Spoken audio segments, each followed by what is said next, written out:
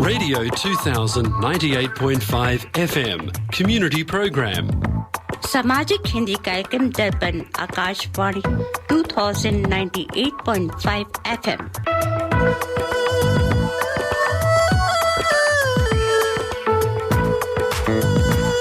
Welcome to the Hindi Show, featuring news, interviews, music and community announcements.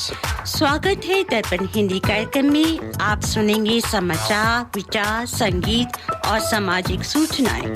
Radio 2000 98.5 FM Multicultural Radio.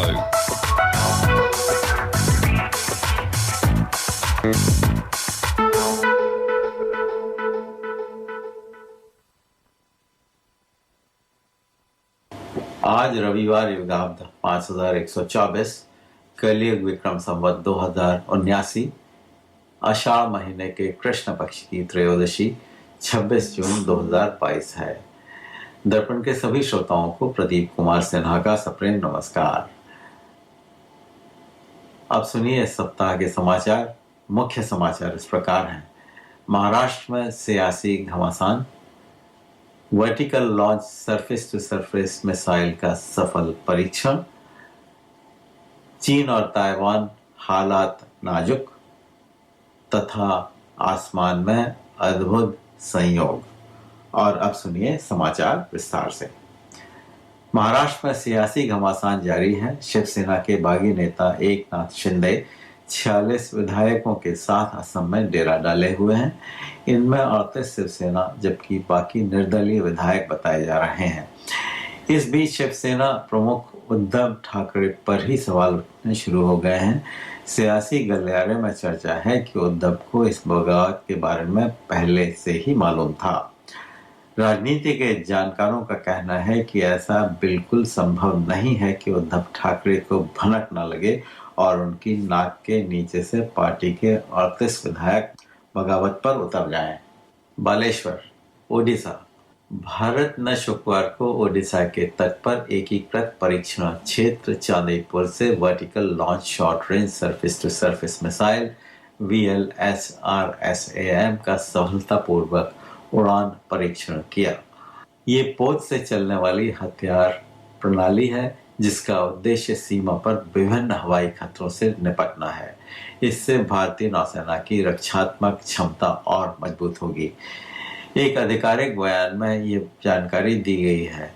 बयान में कहा गया है कि यह पोत से चलने वाली हथियार प्रणाली है जिसका उद्देश्य सीमा पर विभिन्न हवाई खतरों से निपटना है। रक्षा मंत्री राजनाथ सिंह ने मिशन की सफलता पर रक्षा अनुसंधान एवं विकास संगठन DRDO और भारतीय नौसेना को बधाई दी। उन्होंने ट्वीट किया, DRDO भारतीय नौसेना और रक्षा उद्योग को चांदी पर ओडिशा के तट पर vertical launch short range surface to air missile के सफल उड़ान परीक्षण के लिए बधाई। ये सफलता हवाई खतरों के खिलाफ भारतीय नौसेना के जहाजों की रक्षा क्षमता को और बढ़ाएगी। बयान में कहा गया है कि वाहन के उड़ान पथ की निगरानी चांदीपुर ITR द्वारा तैनात कई ट्रैकिंग उपकरणों का इस्तेमाल करके की गई। परीक्षण लॉन्च की निगरानी DRDO और भारतीय नौसेना के वरिष्ठ अधिकारियों ने की। नौसेना प्रमुख एडमिरल R हरि कुमार ने भी नौसेना और DRDO के प्रयासों की सराहना की। उन्होंने कहा कि इस स्वदेशी मिसाइल प्रणाली के विकास से भारत नौसेना की रक्षात्मक क्षमता और मजबूत होगी। रक्षा अनुसंधान एवं विकास विभाग सचिव और DRDO के अध्यक्ष डॉक्टर G सतीश रेड्डी ने अभियान में शामिल टीमों की सराहना की। उन्होंने कहा कि हथियार प्रणाली भारतीय नौसेना के लिए लाभदायक साबित होगी और वह प्रधानमंत्री नरेंद्र मोदी के आत्मनिर्भर भारत के दृष्टिकोण की दिशा में एक और मील का पत्थर है। ताइपे, ताइवान और चीन के बीच हालात नाजुक होते जा रहे हैं। ताइवान रक्षा मंत्रालय के अनुसार 29 चीनी फाइटर विमानों ने ताइवान के वायु रक्षा क्षेत्र में प्रवेश किया। इन 29 विमानों में पनडुब्बी रोधी विमान, हवा में ईंधन भरने वाले विमान, एयर टू एयर मिसाइलों से लैस विमानों का शामिल होना इस बात का संकेत हो सकता है कि चीन ताइवान पर धावा बोलने की फिराक में है।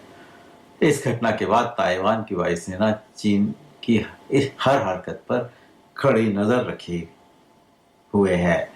ताइवान के रक्षा मंत्रालय ने बताया कि इस साल की शुरुआत के बाद ये देश के वायु क्षेत्र में प्रवेश करने वाले चीनी फाइटर जेट्स की तीसरी बड़ी संख्या है। पिछले एक महीना पहले भी चीन ने 30 लड़ाकू विमानों का बेड़ा ताइवान के वायु क्षेत्र में भेजा था। रक्षा मंत्रालय ने कहा कि जवाबी कार्रवाई के तहत चीनी जेट्स को चेतावनी देते हुए खदेड़ दिया गया, जिसके बाद रेडियो पर चेतावनी जारी की गई और बॉर्डर पर युद्ध स्तरीय तैयारियों के लिए अत्याधुनिक वायु रक्षा मिसाइल प्रणाली तैनात की गई है। चीन की सत्तारूढ़ कम्युनिस्ट पार्टी शुरू से ताइवान को अपने क्षेत्र के हिस्से के रूप में देखती आई है। दोनों देशों ने एक दूसरे पर कई प्रतिबंध लगाकर रखे हैं।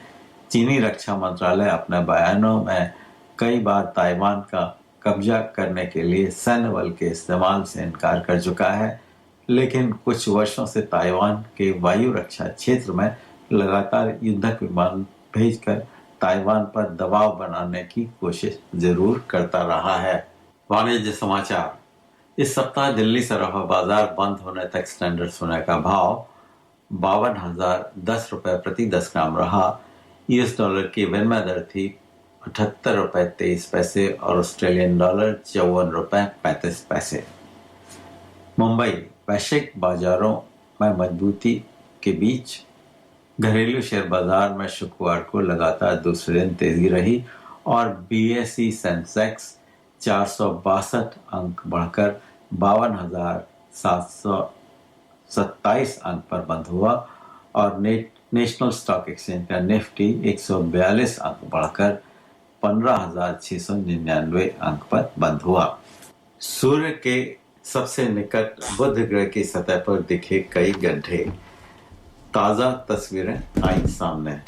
यूरोप व जापान का एक संयुक्त अंतरिक्ष अभियान बेपी कोलंबो हाल ही में बुध ग्रह की सतह के 200 किलोमीटर पास पहुंच गया था, जिस दौरान सैटेलाइट ने कई तस्वीरें ली। बेपी कोलंबो टीम के अनुसार सूर्य उदय होने पर ग्रह की सतह पर कई गड्ढे दिखाई दिए और तस्वीरों में बुध पर 1550 किलोमीटर चौड़ा कैलोरिस बेसिन दिखाई दिया। अब आप आज के दर्पण के समाचार सुन चुके हैं। श्रोताओं, आप दर्पण रेडियो प्रोग्राम सुन रहे हैं। आज हमारे साथ में हैं प्रदीप उपाध्याय जी और एक हमारे साथ में स्पेशल मेहमान भी हैं, जिनका परिचय हम आपसे बाद में कराएंगे। श्रोताओं, हम आज का विचार सुनते हैं और उसके बाद में भजन सुनेंगे। तो ये जो विचार है वो हमारे गेस्ट ने दिया है और जब आपको गेस्ट के बारे में मालूम पड़ेगा तब आप समझ जाएंगे वो कौन है। तो विचार आज कैसे है कि हम हर समय इस बात को ध्यान करने की आवश्यकता है कि हमारे जीवन में क्या महत्वपूर्ण है। कटु सत्य ये है कि हमें एक दिन यहाँ से जाना है, तो क्यों ना अपने आप को और लोगों के साथ में संपर्क, जो हमारे संपर्क में होते हैं, उनको खुशी दें और उनको हमेशा खुश रखें। यतीन जी, बहुत सुंदर आज का विचार। और दर्पण के सभी श्रोताओं को प्रदीप उपाध्याय का भी नमस्कार। और यतीन जी, आपने खुशी बांटने की बहुत अच्छी बात कही है आज के विचार में। और कहावत भी है कि खुशियाँ बांटने से बढ़ती हैं और गम बांटने से घटता है।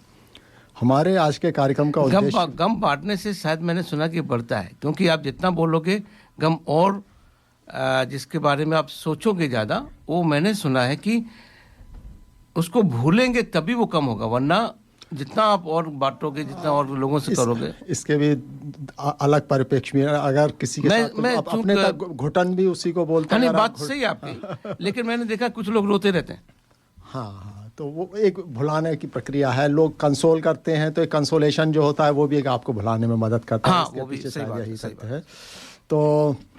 तो आज के हमारे कार्यक्रम का उद्देश्य भी एक प्रकार से देखा जाए तो खुशियां बांटना ही है। हम सब लोग कार्यक्रम करते हैं, हमको अच्छा लगता है। श्रोता हमारे कार्यक्रम को सुनकर खुश होते हैं और अपनी खुशी का इजहार हमारे फीडबैक में भी करते हैं, जिसका हमें हमेशा इंतजार रहता है। तो कुल मिलाकर यह प्रक्रिया हम सभी लोगों को खुश करती है। तो यतीन जी, आज का 2 घंटे का कार्यक्रम बिल्कुल खुशियों से भरा हुआ है और इसमें काफ़ी विविधता भी रहेगी। जून का महीना अपने आप में काफ़ी महत्वपूर्ण होता है और संगीत के हिसाब से देखा जाए तो आज हम 2 दिग्गज संगीतकारों का जन्मदिन विशेष मनाएंगे जिनका जन्म इस महीने में हुआ था। उसके अलावा विभिन्न करंट अफेयर्स की भी चर्चा होगी। तो कार्यक्रम को आगे बढ़ाते हैं और जैसी खुशी की बात आपने आज के विचार में की थी वैसा ही खुशी बांटने वाला एक सुंदर सा भजन श्रोताओं को सुनाइए। जी।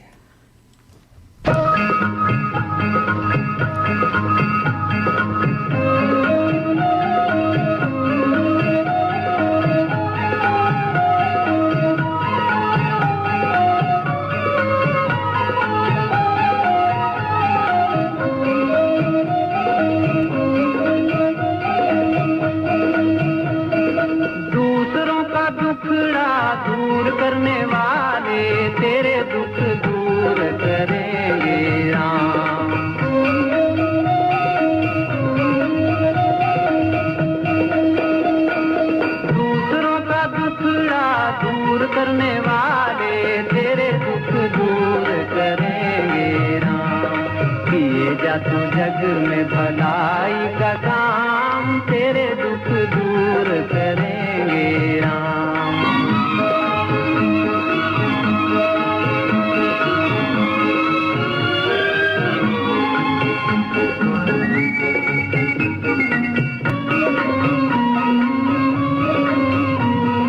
सत्य का है पथ ये धर्म का मार्ग संभल संभल चलना प्राणी।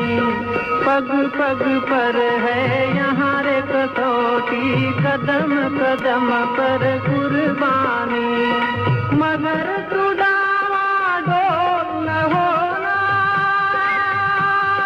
तेरी सब तीर हरेंगे राम। दूसरों का दुखड़ा दूर करने वाले तेरे दुख दूर करेंगे राम। किए जा तू जग में भलाई का काम तेरे दुख दूर करेंगे Ram.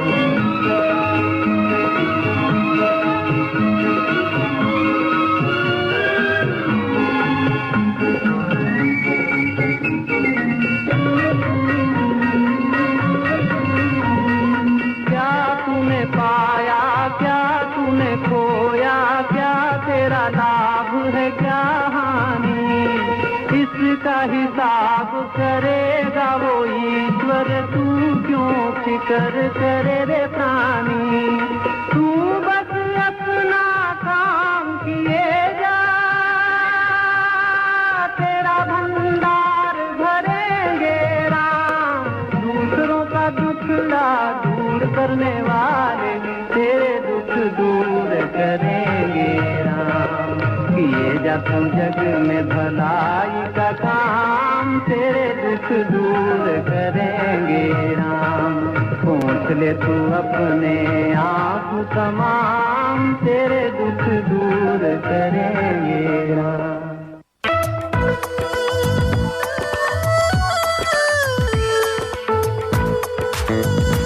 Radio 2000 98.5 FM and The Hindi Show. आप सुन रहे हैं दर्पण हिंदी कार्यक्रम 98.5 FM पर।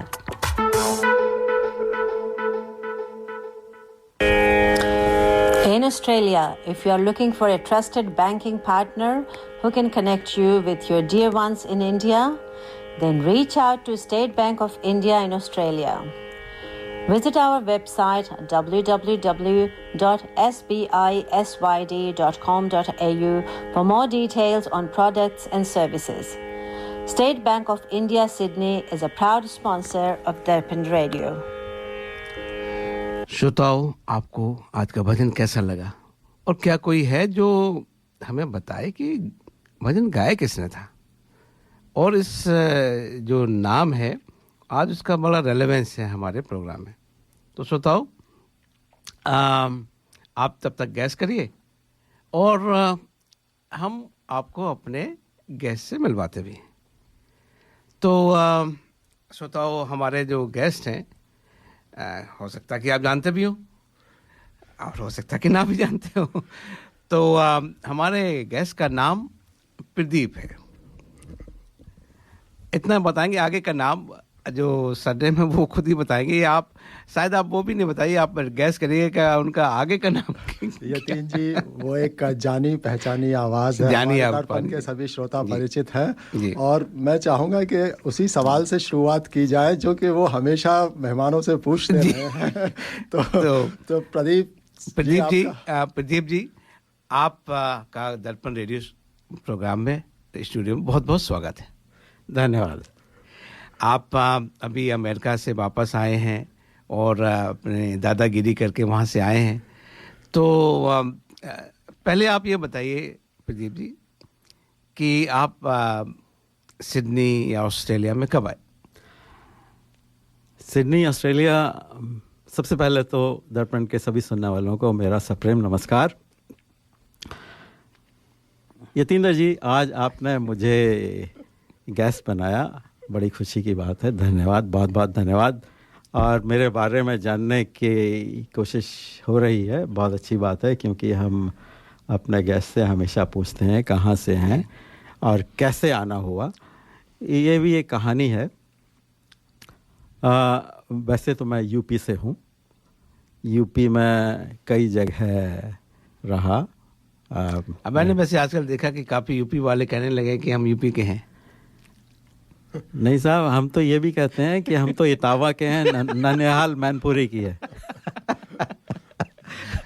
अच्छा, उसके बाद हम पढ़ाई हुई झांसी में पैदा हुआ, मुरादाबाद, मथुरा, आगरा के बाद रुड़की पहुंचकर मैंने इंजीनियरिंग की। उसके बाद नौकरी की कुछ दिन, उसके बाद मैं इंग्लैंड चला गया था, वहाँ से पीएचडी किया, वापस आया। अरे वाह। गवर्नमेंट ऑफ इंडिया में काम किया, फिर government of India undertaking NTPC, national thermal power का ऑपरेशन में था। उसके बाद मैकॉन इंडिया लिमिटेड में था, तो कई जॉब चेंज किए।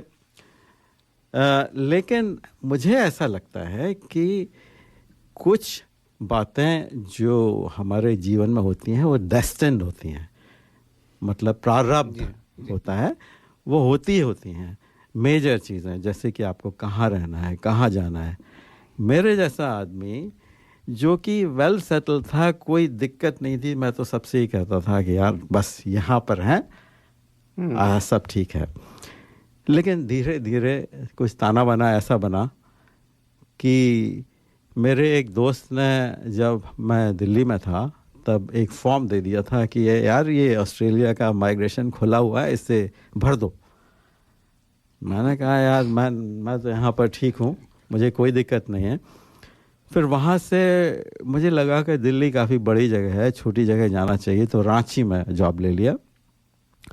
वो फॉर्म मेरे एक ड्रॉर में पड़ा रहा, कई साल पड़ा रहा। उसके बाद वहाँ पर एक मेरे मित्र थे, वो कनाडा जा रहे थे, उन्होंने कहा यार तुम भी अप्लाई करो ना। मैंने कहा चलो अच्छा, फॉर्म भर देते हैं। फॉर्म भर दिया। उसके बाद वो जैसे मकड़ी का जाला होता है वो बनता चला गया और मैं यहाँ था। मैं आया था 92 में, जुलाई। अच्छा। और उसके बाद थोड़ी सी स्ट्रगल रही, जॉब मिला, परिवार भी आ गया, दो छोटे छोटे बच्चे। मैं अब सोचता हूँ कि मेरी बिटिया 4 साल की थी, बेटा 6-7 साल का था, और उन दोनों को लेकर हम मियाँ भी बच्चे सब साथ में आ गए।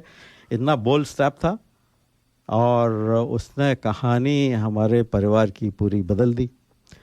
अब आपने कहा कि आप दादागिरी करके आए हैं, तो ये इस बैकग्राउंड में हमारा जो बेटा है वो चला गया यूएस में नौकरी करता है, बेटी यहीं पर है, और बेटे की शादी हो गई।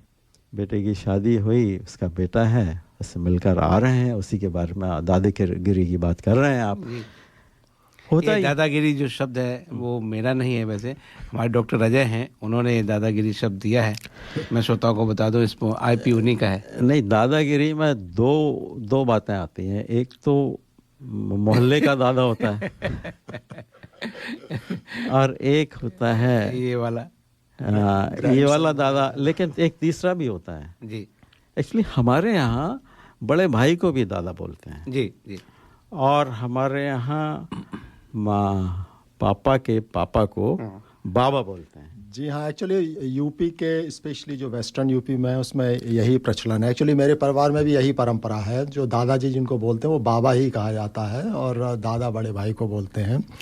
तो प्रदीप जी, आपने बहुत सुंदर जानकारी अपने बारे में दी और सबसे पहले तो हम आपके उन मित्र का धन्यवाद देना चाहेंगे जिन्होंने आपको वो इमिग्रेशन फॉर्म दिया था, क्योंकि अगर वो में कैसे बैठे नहीं होता तो आज दर्पण रेडियो पता नहीं किस स्थिति में होता। तो उसके लिए बहुत और प्रदीप जी, सबसे खास बात है कि हम लोग तो आपस में एक दूसरे के बारे में जानते हैं, लेकिन हम अक्सर मेहमानों से सवाल पूछते हैं, लेकिन अपने बारे में भी हमको बताना चाहिए। और यतीन जी, आपने बहुत अच्छी आज एक शुरुआत की है और आशा करते हैं एक एक करके बाकी हमारे दर्पण श्रोताओं को मालूम पड़ेगा कि बैकग्राउंड क्या है, वो आपसे प्रश्न भी पूछ सकते हैं। और तो आप एक सवाल और पूछ सकते हैं अभी। मुझसे। हाँ, बताइए कि ये मेरा दर्पण से संपर्क कैसे हुआ? अभी तो शुरुआत है। चलिए, अभी उससे पहले कार्यक्रम आप क्या सोच रहे हैं कि आप निकल रहे हैं?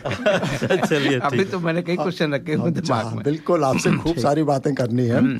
तो चलिए यतीन जी, कार्यक्रम को आगे बढ़ाते हैं। और जैसा कि हमने कार्यक्रम के आरंभ में बताया था कि हम दो संगीतकारों के बारे में, आज हम उनका जन्म दिवस है तो उनको ट्रिब्यूट करेंगे। तो पहले से शुरुआत करते हैं। तो ये हैं आपके मदन मोहन जी। इनका जन्म 25 जून 1924 को बगदाद में हुआ था। बगदाद में हुआ था? जी हाँ। उनके पिता राय बहादुर चुन्नी लाल इराकी पुलिस के साथ अकाउंटेंट जनरल थे। वैसे इनका असली नाम मदन मोहन कोहली था। और 1932 के बाद इनका परिवार पंजाब प्रांत के झेलम ज़िले में लौट आया। उन्होंने अगले कुछ वर्षों तक लाहौर के स्थानीय स्कूल में पढ़ाई की। लाहौर में रहने के दौरान उन्होंने बहुत कम समय के लिए करतार सिंह से शास्त्रीय संगीत की शिक्षा भी ली। हालांकि इन्हें संगीत में कोई औपचारिक प्रशिक्षण इन्होंने नहीं लिया। कुछ समय बाद इनका परिवार मुंबई आ गया और वहाँ उन्होंने सेंट मैरी स्कूल में अपना सीनियर कैम्ब्रिज पूरा किया। सबसे खास वर्ष था इनके लिए 1943, जब इन्होंने भारतीय सेना को कमीशन ऑफिसर के रूप में ज्वाइन किया, सेकंड लेफ्टिनेंट बने। उन्होंने द्वितीय विश्व युद्ध में भी हिस्सा लिया और उसके बाद सेना छोड़ दी, जब उनको लगा कि इनके हाथ जो है वो बंदूक चलाने के लिए नहीं बल्कि सितार बजाने के लिए बने हैं, और अपने संगीत हितों को आगे बढ़ाने के लिए मुंबई लौट आए। उन दिनों वह ऑल इंडिया रेडियो पर प्रसारित होने वाले कार्यक्रमों के लिए संगीत रचना भी की। 1947 में उन्हें ऑल इंडिया रेडियो दिल्ली में स्थानांतरित कर दिया गया, जहां उन्होंने छोटी अवधि के लिए काम भी किया। संगीतकार के रूप में मदन मोहन ने अपना सफ़र 1950 में फिल्म आँखें से आरंभ किया और उसके बाद पीछे मुड़कर नहीं देखा और एक से एक हिट पिक्चरें भारतीय सिनेमा को दी। 1960 वाला दशक उनके लिए स्वर्ण युग रहा, जिसमें उन्होंने अनपढ़, वह कौन थी, मेरा साया, मनमौजी, आपकी परछाइयाँ आदि जैसी सुपरहिट फिल्में भारतीय सिनेमा प्रेमियों को दी। तो चलिए उसी दौर का एक सुंदर सा रोमांटिक गीत श्रोताओं को सुनाते हैं, जिसे हमने फिल्म नींद हमारी ख्वाब तुम्हारे फिल्म से लिया है।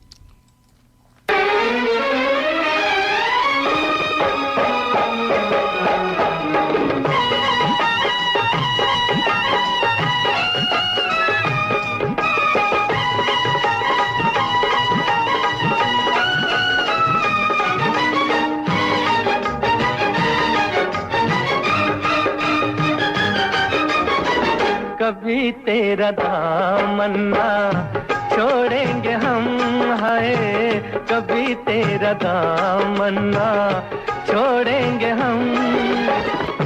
चाहे जमाना करे लाखों सितम, हाँ चाहे जमाना करे लाखों सितम, हाय कभी तेरा दामन ना छोड़ेंगे हम, कभी तेरा दामन ना छोड़ेंगे हम।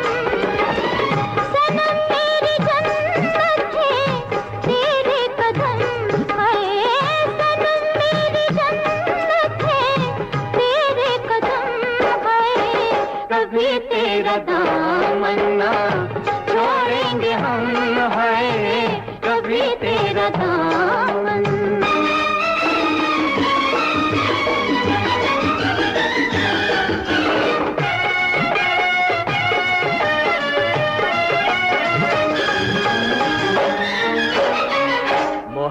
मोहब्बत के शोलों में चलता रहूंगा, तेरा नाम लेके मैं चलता रहूंगा, धोकर बिखा के संभलता रहूंगा।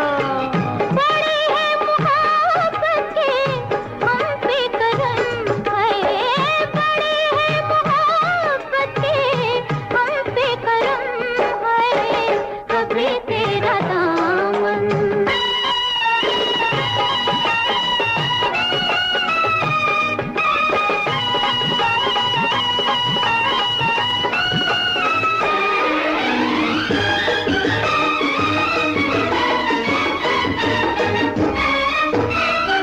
देंगी सहारा जो तेरी निगाहें, तो आसान होंगी मोहब्बत की राहें, ये मंजिल है मेरी, ये तेरी ही बाहें।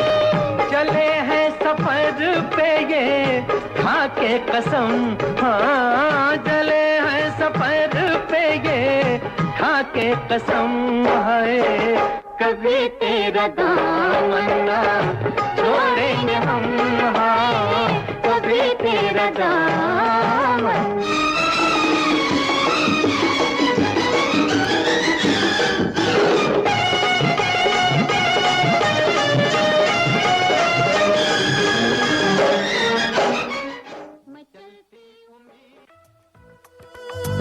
Every Sunday, listen to The Hindi Show, 98.5 FM, Radio 2000. हर रविवार सुनिए दर्पण हिंदी कार्यक्रम 98.5 FM पर सुबह 9 से 11 बजे तक।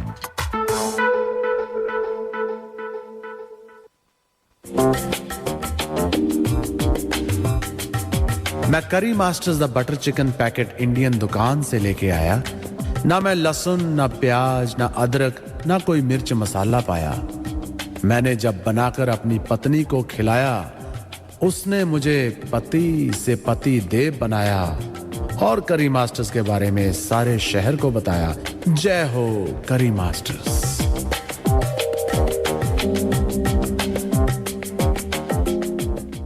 ये था हमारे स्पॉन्सर करी मास्टर का संदेश। श्रोताओं, आपको थोड़ा कन्फ्यूजन तो होता होगा कि प्रदीप जी एडवर्टाइजमेंट में भी हैं। प्रदीप जी हमारे आज गेस्ट भी हैं, लेकिन सोचता हूँ आज हमें इसी तरीके से चलना होगा। प्रदीप जी ने समाचार भी पढ़े थे। अपने आप में एक नया प्रयोग है जी, अजीम जी, आशा करते हैं हमारे प्रदीप जी का गाना भी सुनाया था आपने। तो जो भजन है, मैं देख रहा था अपना ग्रुप पे, तो किसी ने भी गैस नहीं करा ये कैसे गड़बड़ हो गया, मैं तो समझ रहा था। तो श्रोताओं, जो भजन भी था वो प्रदीप जी का ही था। तो आज प्रदीप जी हो रहे हैं दर्पण में। तो प्रदीप जी, आप जब आए थे यहाँ पे 1992 में, और आज क्या सोच रहे हैं आप? आपने अच्छा डिसीजन लिया था या नहीं लिया था? जो आपकी स्ट्रगल थी, क्या वो इतनी सार्थक थी कि इट वाज वर्थ, जिसको कहते हैं? देखिए, मैं समझता हूँ कि कुछ बातें ऐसी होती हैं कि जिन पर ज़्यादा व्याख्यान देने की ज़रूरत नहीं होती है, ना डिबेट करने की ज़रूरत होती है। जो हो गया वही अच्छा था वैसे तो जी। हालांकि 1992 में भारत की इकोनॉमी इतनी अच्छी नहीं थी जी, और लोगों की सैलरीज भी इतनी नहीं थी। लेकिन जब मैं देखता हूँ हमारे जो साथी लोग थे जो हमारे साथ रुड़की में थे, उन्होंने बड़े अच्छे अच्छे पदों पर गए हैं। वो BRC के CEO थे, इंजीनियर्स इंडिया लिमिटेड के CEO थे, और कुछ लोग US भी चले गए थे। तो उन्होंने बहुत अच्छा किया। अब इस तरह से सोचना कि मैं वहाँ रहता तो मैं ये कर देता और यहाँ हूँ तो ये कर देता, ये बेकार की बात है। लेकिन हमारे बच्चे दोनों ये कहते हैं कि that was the best decision you took. अब लेकिन बच्चों का ये है कि और वो छोड़ के चले गए ऑस्ट्रेलिया। ना, बेटा चला गया। अब कोई वो चलो, वो ये अपनी अपनी डेस्टिनी के हिसाब से लोग काम करते हैं, वो हमें कोई दुख नहीं है। हालांकि मेरी श्रीमती जी को तो दुख लगता है कि बहुत दूर चला गया। हालांकि दूरी का कोई मतलब आजकल नहीं होता है। जब मैं इंग्लैंड गया था तो एक लेटर 15-20 दिन में जाता था, इंग्लैंड से इंडिया, इंडिया से इंग्लैंड। और कभी कभी मेरे पापा परेशान हो जाते थे कि लेटर नहीं आया, अब क्या होगा। लेकिन यहाँ तो व्हाट्सएप है, फेस टाइम है, सब सामने बैठकर बात हो जाती है।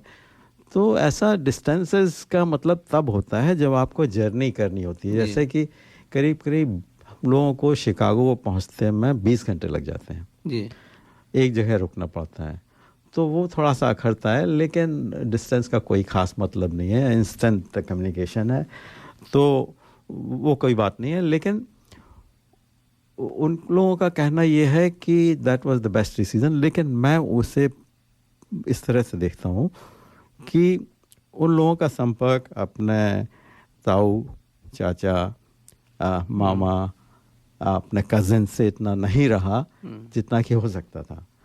तो आप ज़िंदगी में कुछ पाते हैं तो कुछ खोते भी हैं। कभी किसी को मुकम्मल जहाँ नहीं मिलता। हाँ हाँ, तो जो मिला है उसका भरपूर उसको एंजॉय करना चाहिए। अपना परिवार बनाया है। हाँ, एक जो विस्तृत परिवार जिसको कहते हैं कि हम आपने दर पर परिवार को बनाया, आप आगे बढ़ा रहे हैं, आपको खाद पानी डाल रहे हैं उसमें।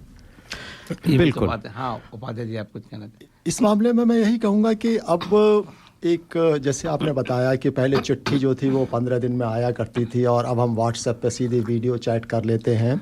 बट जैसे ट्रैवल की आपने बात बताई कि शिकागो के लिए इतना एक लंबा समय लगता है, जो कि एक थोड़ा सा पेनफुल एक्सपीरियंस होता है, आप ट्रेन में, हवाई जहाज़ में इतनी देर बैठे रहें। लेकिन ये तकनीकी दौर है।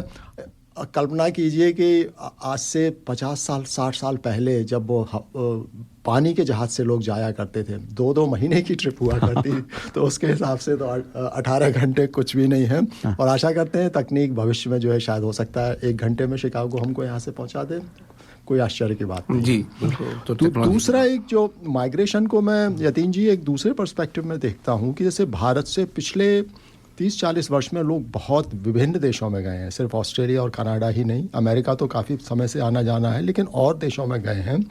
उससे भारत का एक वैश्विक स्तर पर एक कद जो है वो बढ़ रहा है। आज भी ऑस्ट्रेलिया अगर भारत के लिए कोई पॉलिसी डिसाइड करता है तो उसमें हम लोग जो यहाँ पे रह रहे हैं उनका बहुत बड़ा हाथ होता है। एक हमारी कितनी पावर है, हमारी वॉइस है, कुछ वो अगर गलत करते हैं तो हम उसको रेज करते हैं। और यह तभी संभव हो पाया है कि इतने लोग माइग्रेट करके भारत से बाहर बड़ा आपने इंटरेस्टिंग बात छेड़ी है। कल मैं कहीं पे था डिनर पे, तो जैसे होता है सब भारतीय मिलके, तो उसमें कुछ 2-3 लोग थे। एक लोग सबसे ज़्यादा इसके बारे में बहुत थे कि साहब जहाँ पे मोदी जी जाते हैं मोदी मोदी हम करने लगते हैं, क्या इसकी ज़रूरत है और उनके हिसाब से क्या ये नुकसान कर रहा है?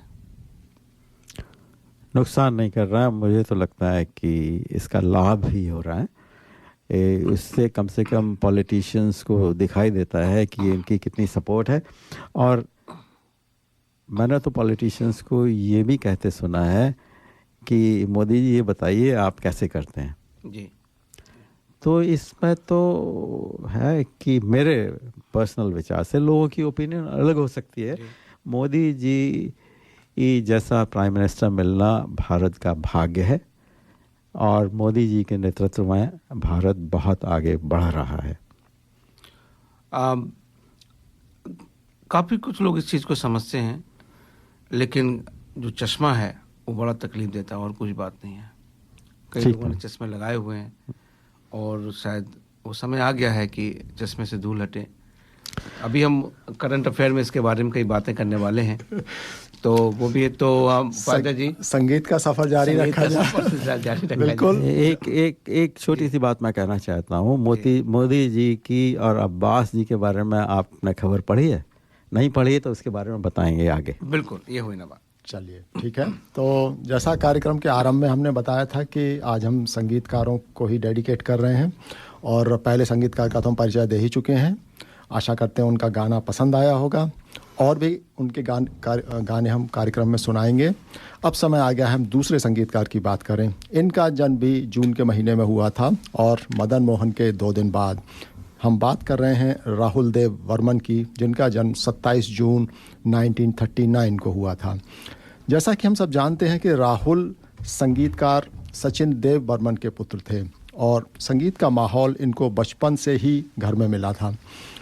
इनकी पहली पिक्चर 1961 में आई थी, छोटे नवाब। इसकी कहानी भी बड़ी दिलचस्प है। यह पिक्चर जाने माने हास्य कलाकार महमूद ने प्रोड्यूस की थी और जब इस फिल्म के लिए वह संगीतकार ढूंढ रहे थे तो उनके दिमाग में सचिन दा का नाम था और वह उनके घर इस पिक्चर की बात करने के लिए गए। लेकिन उन दिनों सचिन देव बर्मन बहुत व्यस्त थे, अतः उन्होंने फिल्म का संगीत करने से मना कर दिया। जब महमूद उनके घर से वापस जा रहे थे तो उन्होंने लाउंज रूम में राहुल देव बर्मन को तबला बजाते हुए सुना और महमूद राहुल से इतने प्रभावित हुए कि उन्होंने अपनी फिल्म का संगीत उसी समय राहुल देव बर्मन को दे दिया और इस तरह राहुल को पहली पिक्चर छोटे नवाब मिल गई। उस फिल्म के गाने से जुड़ा एक रोचक प्रसंग लता मंगेशकर की आवाज़ में सुनाते हैं और फिर सुनिए छोटे नवाब फिल्म का वो गीत जिसे शैलेंद्र ने लिखा है, लता मंगेशकर ने गाया है और शीला वाज ने बहुत ही सुंदर नृत्य मुजरा शैली में इस गाने पर किया है। तो यतीन जी सुंदर सा गाना बजाइए। 1955 या 56 की बात है। महालक्ष्मी स्टूडियो में मुझसे ऑटोग्राफ लेने आया था। शर्ट और शॉर्ट्स में था। मैंने सुना था पंचम बड़ा शरारती लड़का है, इसलिए मैंने बड़े प्यार से लिखा बदमाशी छोड़ो। उसके बाद 1961 में मिला अपने पहले गाने की रिकॉर्डिंग के लिए, वहीं उसी स्टूडियो में। गाने की पहली लाइन सुनते ही मुझे एहसास हुआ कि पंचम आगे चलकर बहुत बड़ा संगीतकार बनेगा। मेरे इस ख्याल को पंचम के संगीत ने साबित कर दिया। मेरा पहला गाना छोटे नवाब फिल्म का था और उसमें दीदी मतलब लता जी खुद गाई थी and she was so simple, मतलब लगता ही नहीं था कि इतनी बड़ी आर्टिस्ट है।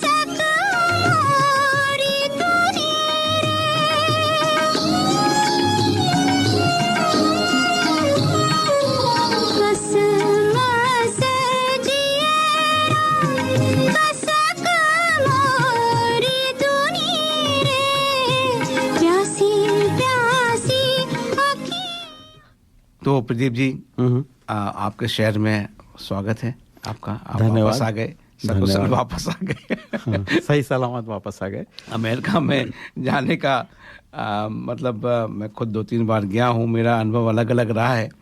मैं चाहूँगा आप अपने अमेरिका की जो ट्रिप का थोड़ा अनुभव हमारे श्रोताओं के साथ में शेयर करें, जिससे कि वो जब जाएंगे अमेरिका उनको थोड़ा सा टिप मिल जाएगी करंट अफेयर में। बिल्कुल ठीक है।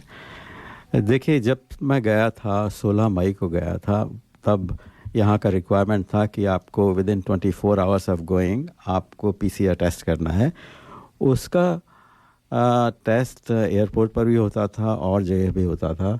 मैंने नोट किया कि जो एयरपोर्ट पर टेस्ट होता है वो चीपेस्ट था, $80 का था, और जो बाकी जगह था वो $150 का था। तो एयरपोर्ट पर बड़ा आसान होता है, आप जाइए, टेस्ट कराइए, वापस आ जाइए, फ़्लाइट के टाइम पर जाइए, वहाँ से पेपर कलेक्ट करिए, काउंटर पर दीजिए, आपको बोर्डिंग पासेस मिल जाएंगे। अच्छा, बोर्डिंग पासेस मिल गए तो दूसरे एंड पर एक सवाल है कि अगर मेरे पास खुद ही किट है तो नहीं, उनकी किट लेना पड़ेगा। PCR टेस्ट, आप रेड टेस्ट की बात कर रहे हैं। PCR टेस्ट में उसमें और भी डिटेल्स चाहिए कि किसने किया है, कौन डॉक्टर है, वगैरह वगैरह। काफ़ी डिटेल। कुछ नहीं, वहाँ करीब खाली पड़ा रहता है, 2-4 मिनट में आपका वो सैंपल ले लेते हैं। उसके बाद वो कहते हैं आप आधा घंटे 5 घंटे वेट करिए। हमने कहा कि हम तो फ़्लाइट के टाइम पर आएंगे तभी ले लेंगे। उनसे रिपोर्ट वहाँ जाकर ली, इमीडिएटली मिल जाती है, कोई दिक्कत नहीं है, प्रिंट करके दे देते हैं, एंड दैट्स इट। उसके बाद बड़ा सिंपल सा प्रोसीजर बनाया हुआ है। यहाँ खास बात यह है कि बड़े अच्छी तरह से प्रोसीजर बनाते हैं, सेटअप भी इस तरह का वो है, यहाँ पर कोई परेशानी नहीं होती है। फिर वहाँ पर साहब हम पहुँचे, उतर गए, और बेटा आ गया था लेने के लिए, घर चले गए। फिर जैसे कि यहाँ पर माहौल है कि आप मार्केट में जाते हैं, घूमते हैं, कुछ लोग मास्क लगाते हैं, कुछ लोग नहीं लगाते हैं, वैसा ही वहाँ पर भी है। हालांकि सुना ये था कि वहाँ पर इन्फेक्शंस काफ़ी ज़्यादा फैला हुआ है, लेकिन साहब हम तो करीब 5 वीक वहाँ रहकर आए हैं, घूमे फिरे सब नॉर्मल तरीके से एज अ टूरिस्ट। कि हम लोग डाउनटाउन में थे। अच्छा। तो वहाँ पर के जो ख़ास चीज़ें हैं देखने वाली वो वहीं पर थीं। तो हम तो रोज़ निकल जाते थे, कम से कम 10,000-15,000 स्टेप्स किए। हम दोनों चलने में काफ़ी शौकीन हैं जी। तो वहाँ से उतरे और निकल गए। मौसम अच्छा था लेकिन वेरिएशन बहुत था। टेम्परेचर किसी दिन तो मैक्सिमम 20 डिग्री था, 25 डिग्री था, एक दिन 36 डिग्री भी हो गया था। कुछ ज़्यादा। हाँ, वो ज़्यादा हो गया था उस दिन। तो वहाँ सायरन, वो अनाउंसमेंट होने लगा था, सायरन बजाते हैं ना जैसे यहाँ पर भी कोई, हाँ, कि स्टॉर्म आने वाला है तो आप घर जाइए, घर में बैठिए इतनी देर के लिए। तो इस तरह का था वहाँ पर। लेकिन शिकागो के बारे में जो मेरा पहले का इम्प्रेशन था वो ये था कि काफ़ी पुअर लोग हैं वहाँ पर और लॉ एंड ऑर्डर की प्रॉब्लम है वगैरह वगैरह वगैरह। लेकिन मुझे तो ये लगा कि बड़ी सुंदर सी सिटी है। इस पर मिशिगन लेक है, बहुत बड़ी सी फ्रेश वाटर लेक है। आपको दूसरा एंड नज़र नहीं आएगा, ऐसा लगेगा आप समुंदर के किनारे खड़े हैं।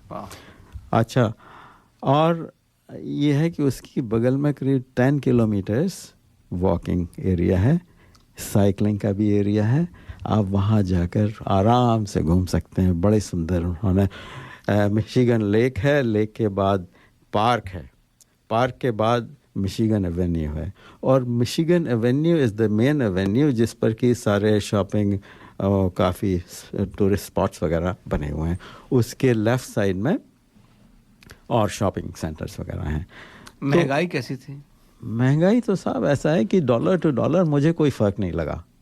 अच्छा, ऐसा लोग कहते हैं कि वो चीप है, ऐसा कुछ नहीं लगा। ऐसा $1 का जो मतलब यहाँ पर है करीब करीब वही $1 का वहाँ पर भी है, रेस्टोरेंट्स में भी।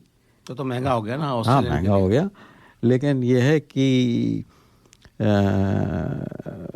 लोग भी उसी तरह के हैं। लेकिन मुझे लगा कि वहाँ पर जो लेडीज कपड़े पहनती हैं जी। वो काफ़ी बोल्ड हैं एक्चुअली इस मामले में। तो आपको तकलीफ हुई फिर? नहीं, तकलीफ की तो बात नहीं।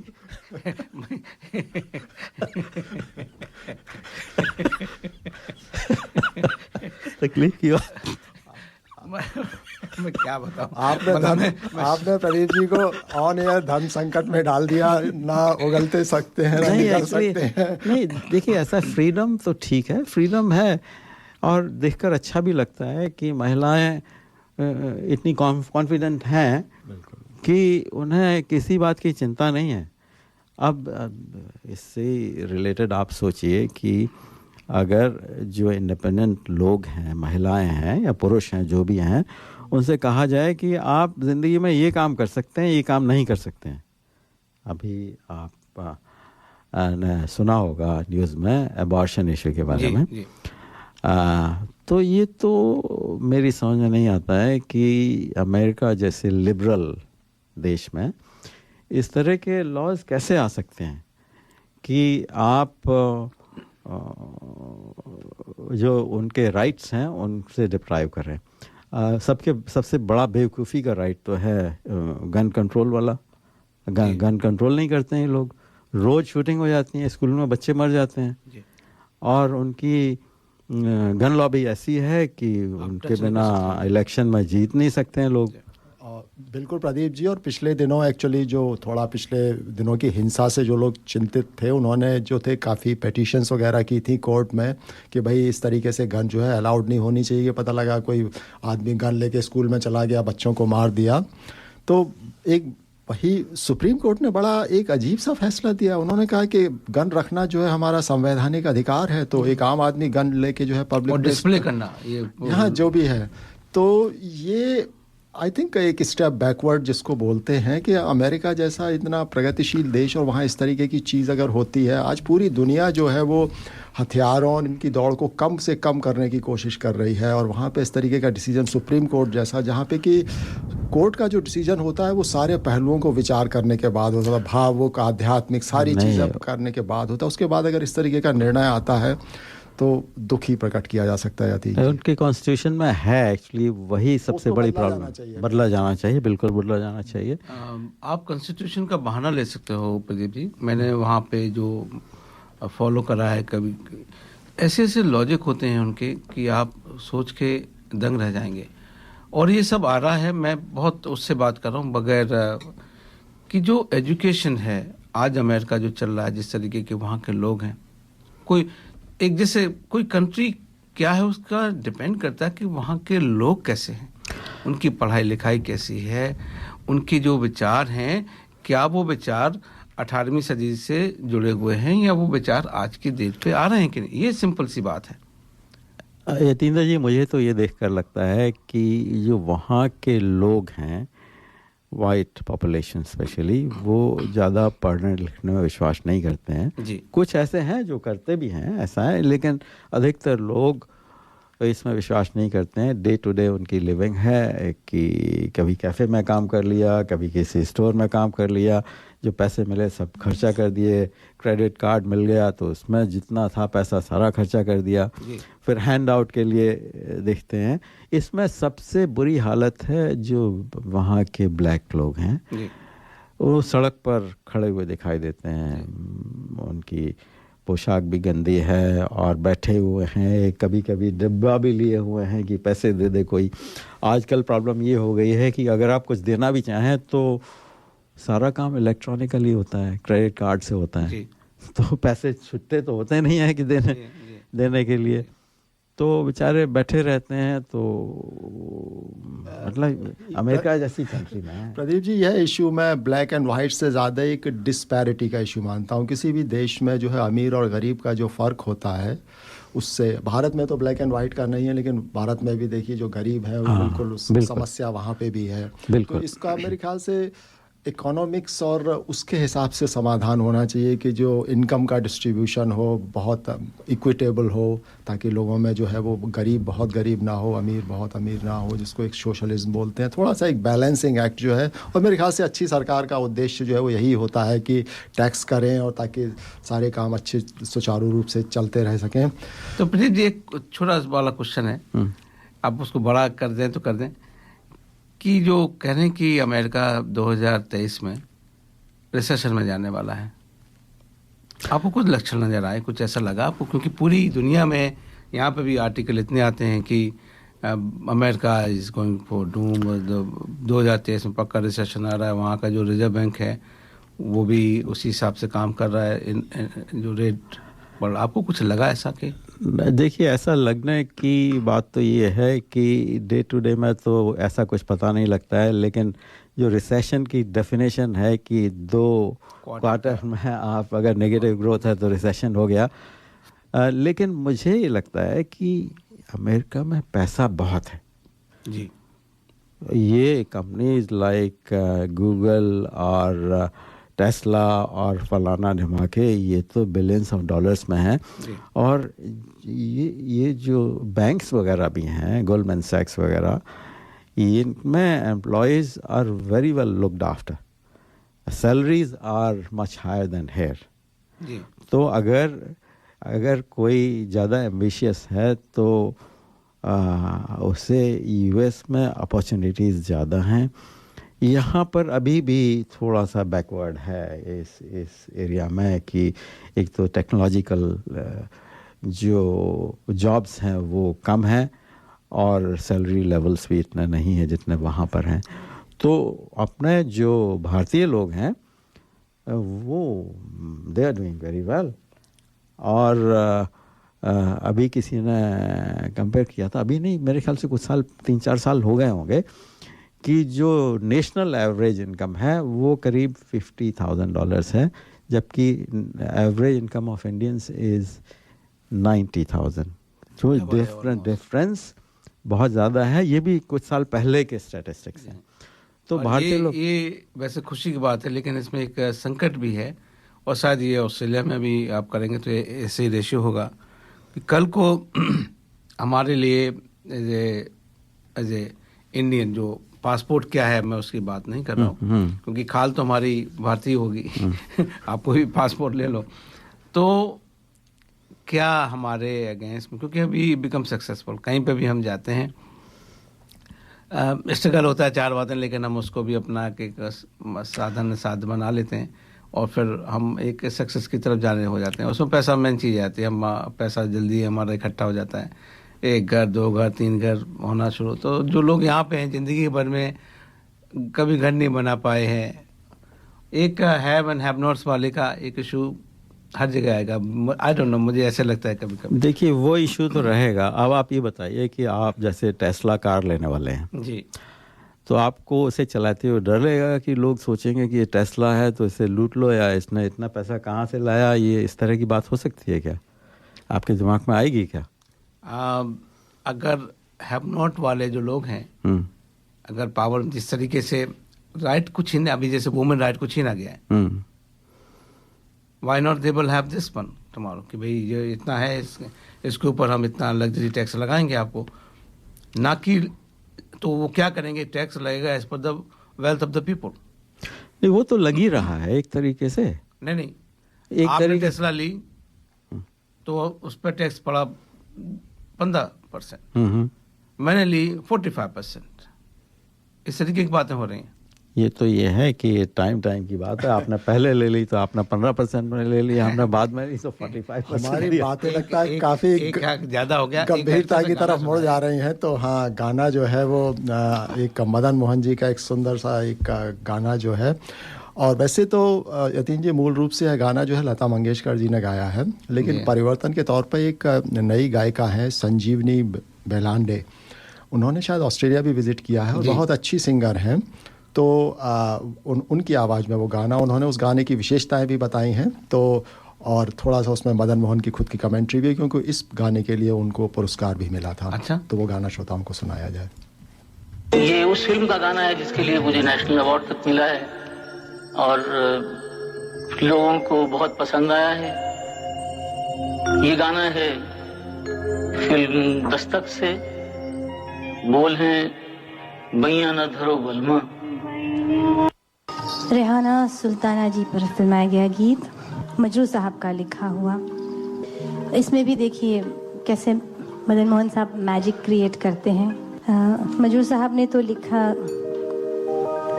बैया ना धरो ओ बलमा ना करो मुझसे रार, लेकिन मदन साहब मोहे छोड़ो हाय सजना, एक ही बार लिखा है मोहे छोड़ो हाय सजना, लेकिन कंपोज करते हैं मोहे छोड़ो हाय, मोहे छोड़ो, मोहे छोड़ो, छोड़ो छोड़ो सजना, मोहे छोड़ो हाय सजना,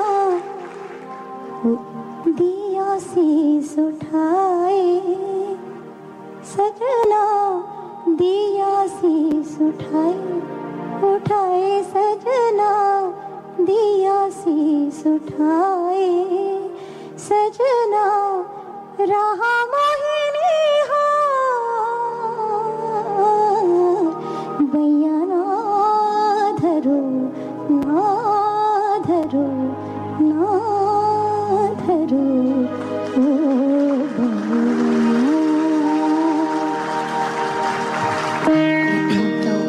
इस गीत को जो नेशनल अवार्ड मिला है इस नो वंडर, और 50 साल हो गए इस फिल्म को, इस गाने को। इस गाने की 50वीं सालगिरह पर I declare this as the most श्रृंगारिक सॉन्ग ऑफ द सेंचुरी। ये प्रणय की परिसीमा है ऐसे मुझे लगता है।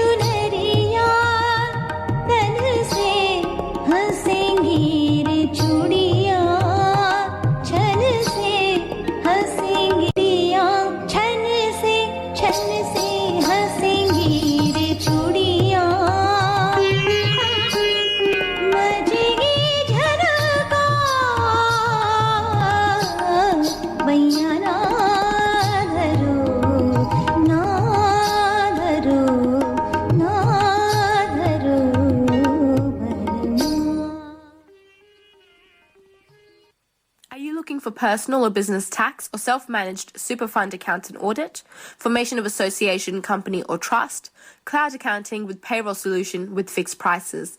Mention Darpan Radio and get your first visit without any charge.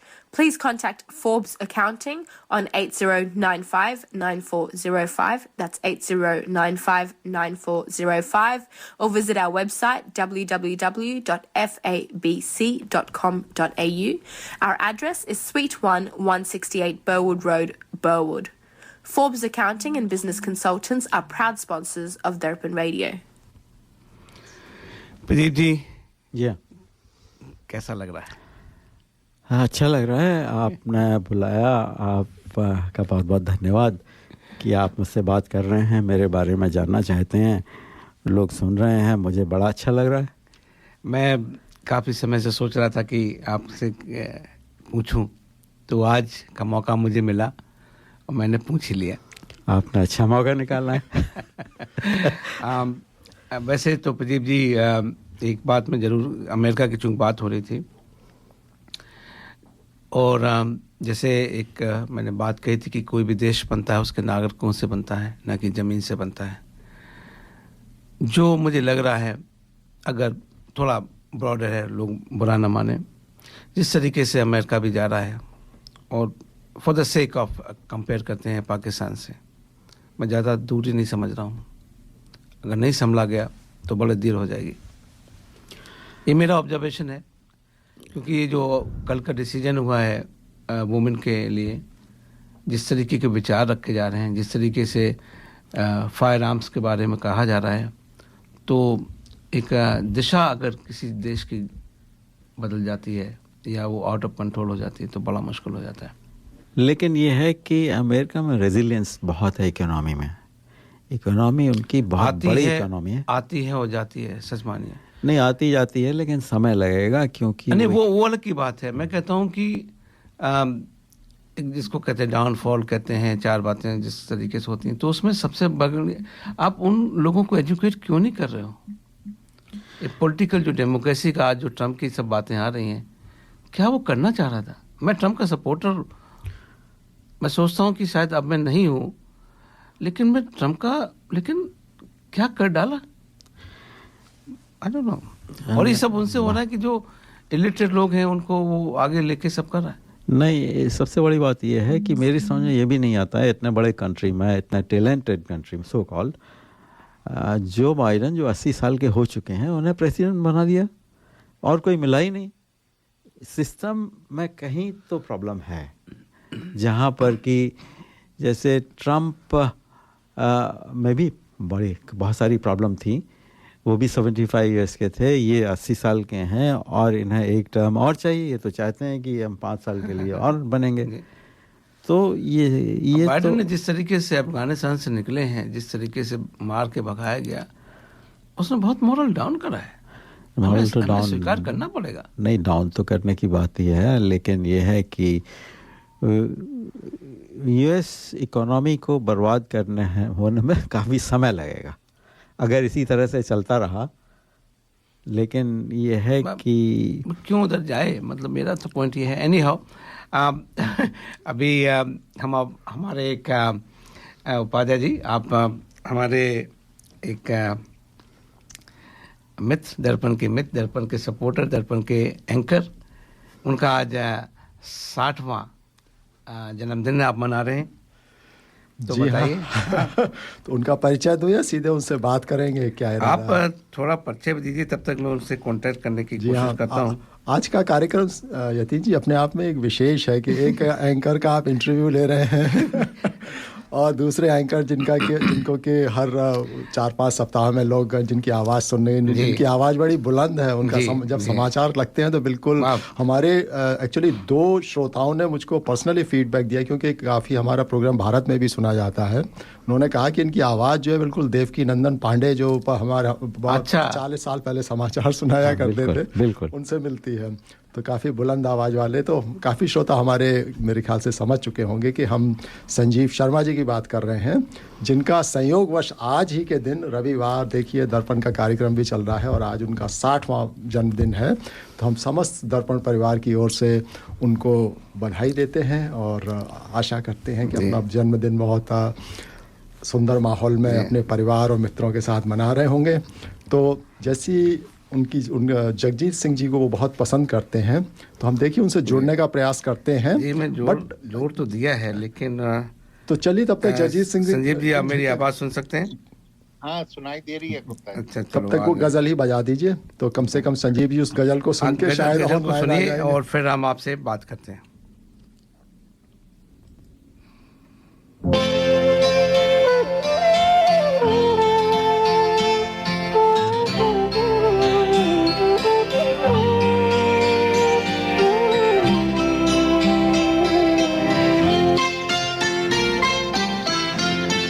प्यार मुझसे जो किया तुमने तो क्या पाओगी,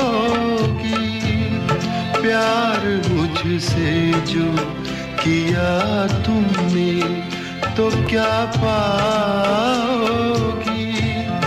मेरे हालात की आंधी में बिखर जाओगी, प्यार मुझसे जो किया तुमने तो क्या पाओगी।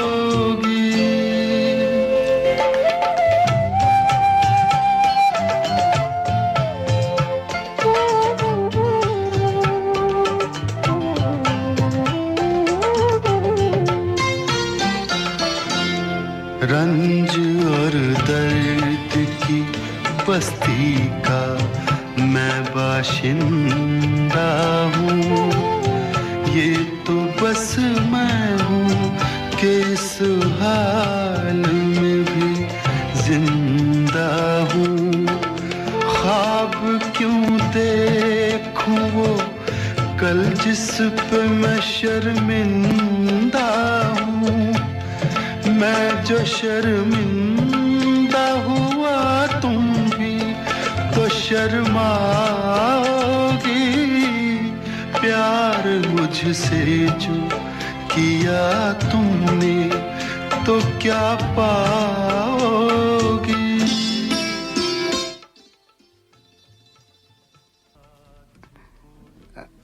हाँ संजीव जी। जी, तो हमारे श्रोता आपकी आवाज़ सीधी सुन रहे हैं। आपको पहले तो जन्मदिन की ढेरों ढेरों बधाइयाँ, बहुत शुभकामनाएं। धन्यवाद गुप्ता जी, आपने मुझको याद किया और सभी सुनने वालों को भी बहुत बहुत धन्यवाद।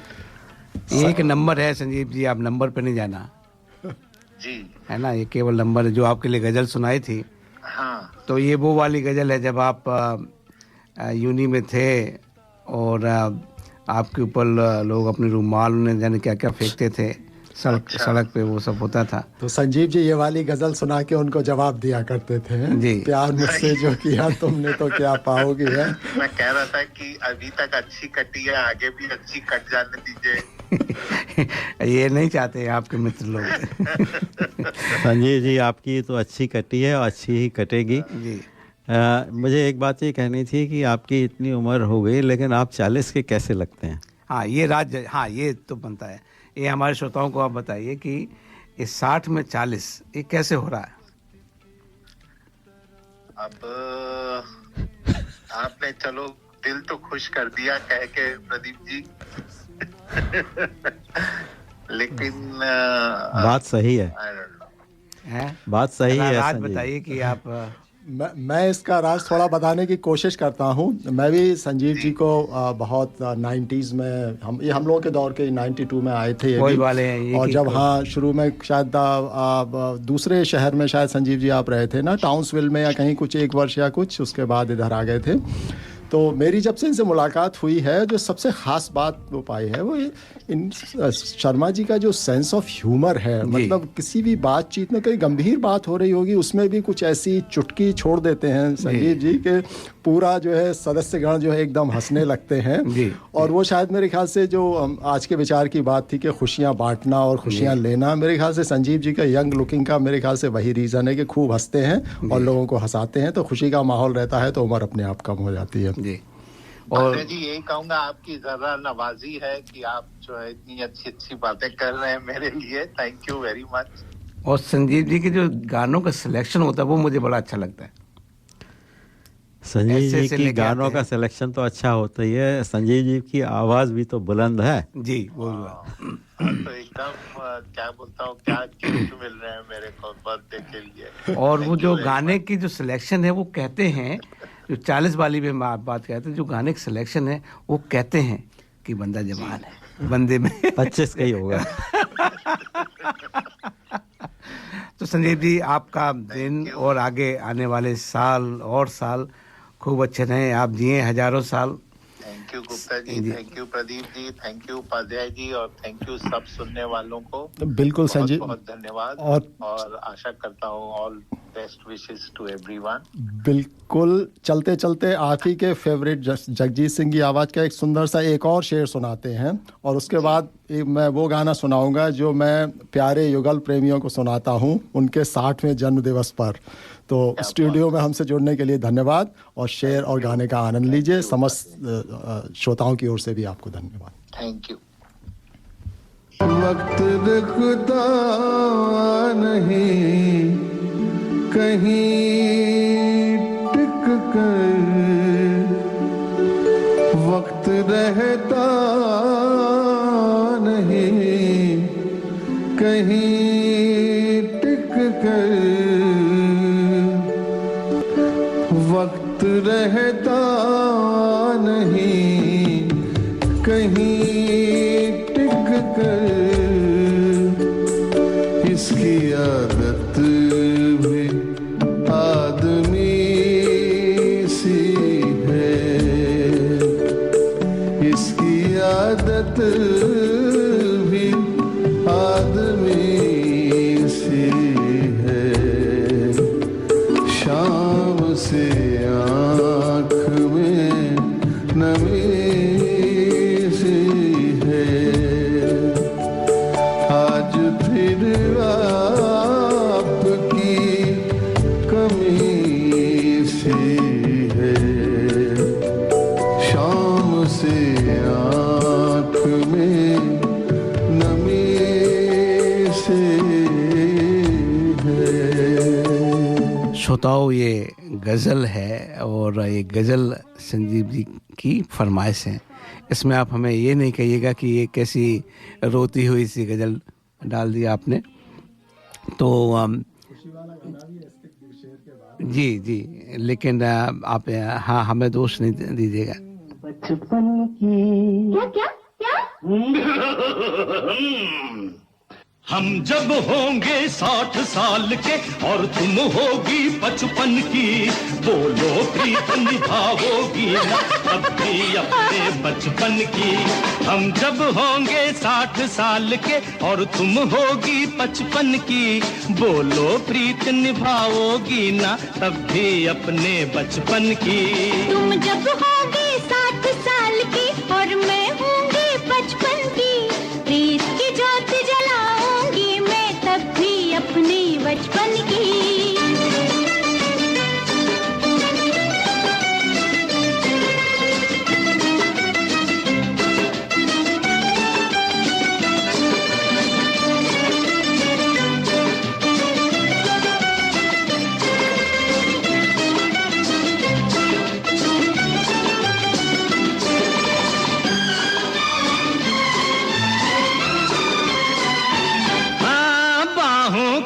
सहारा हो जब लकड़ी क्यों हम टेकेंगे, आंख भले धुंधली हो जाए दिल की नजर से देखेंगे। हाँ, बाहों का सहारा हो जब लकड़ी क्यों हम टेकेंगे, आंख भले धुंधली हो जाए दिल की नजर से देखेंगे। आंखों में तुम यूं ही देखना, आंखों में तुम यूं ही देखना, क्या है जरूरत दर्पण की, बोलो प्रीत निभाओगी ना तब भी अपने बचपन की। तुम जब होगी 60 साल की और मैं होंगी 55 की, प्रीत की ज्योत जलाऊंगी मैं तब भी अपनी बचपन की।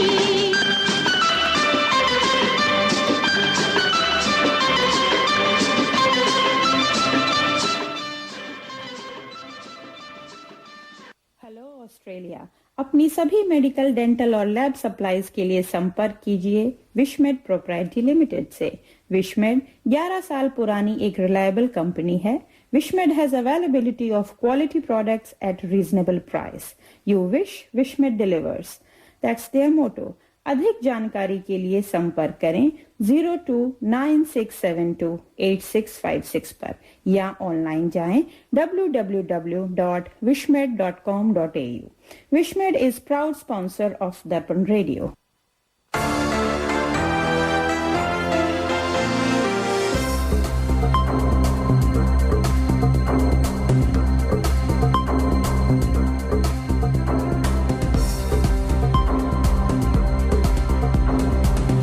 कोरोना वायरस से जुड़ी ताज़ा खबरों में आपका स्वागत है। NMBC द्वारा निर्मित। मैं हूं प्रदीप कुमार सिन्हा। 30 जून तक केवल एक और सप्ताह के लिए मुफ्त फ्लू के टीके उपलब्ध हैं। स्थानीय जीपी और फार्मेसियों दोनों में मुफ्त टीकाकरण उपलब्ध है। 6 महीने और उससे अधिक उम्र के सभी लोगों को फ्लू का टीका लगवाने की सलाह दी जाती है, खासकर 65 साल और उससे अधिक उम्र के लोगों को। न्यू साउथ वेल्स हेल्थ अनुशंसा करता है कि फ्लू गर्भवती महिलाओं और 5 वर्ष से कम उम्र के बच्चों से जटिलताओं की गंभीर बीमारी के उच्च जोखिम वाले लोग मुफ्त फ्लू टीकाकरण के लिए इस अवसर का लाभ उठाएं। इस सर्दी में अपने परिवार और अपने समुदाय की रक्षा करने, अपनी प्रतिरक्षा को बढ़ावा देने में मदद करने का सबसे अच्छा तरीका है कि आप जल्द से जल्द फ्लू और कोविड-19 के खिलाफ टीका लगवाएं।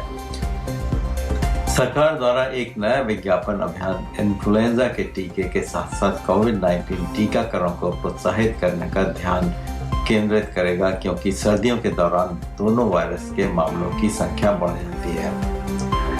अभियान विशेष रूप से प्रथम राष्ट्र समुदायों, 11 वर्ष से कम उम्र के बच्चों और वृद्ध देखभाल में लक्षित होगा, क्योंकि ये ऐसे समूह हैं जिन्हें संघीय स्वास्थ्य डेटा के अनुसार टीकाकरण किया जाता है।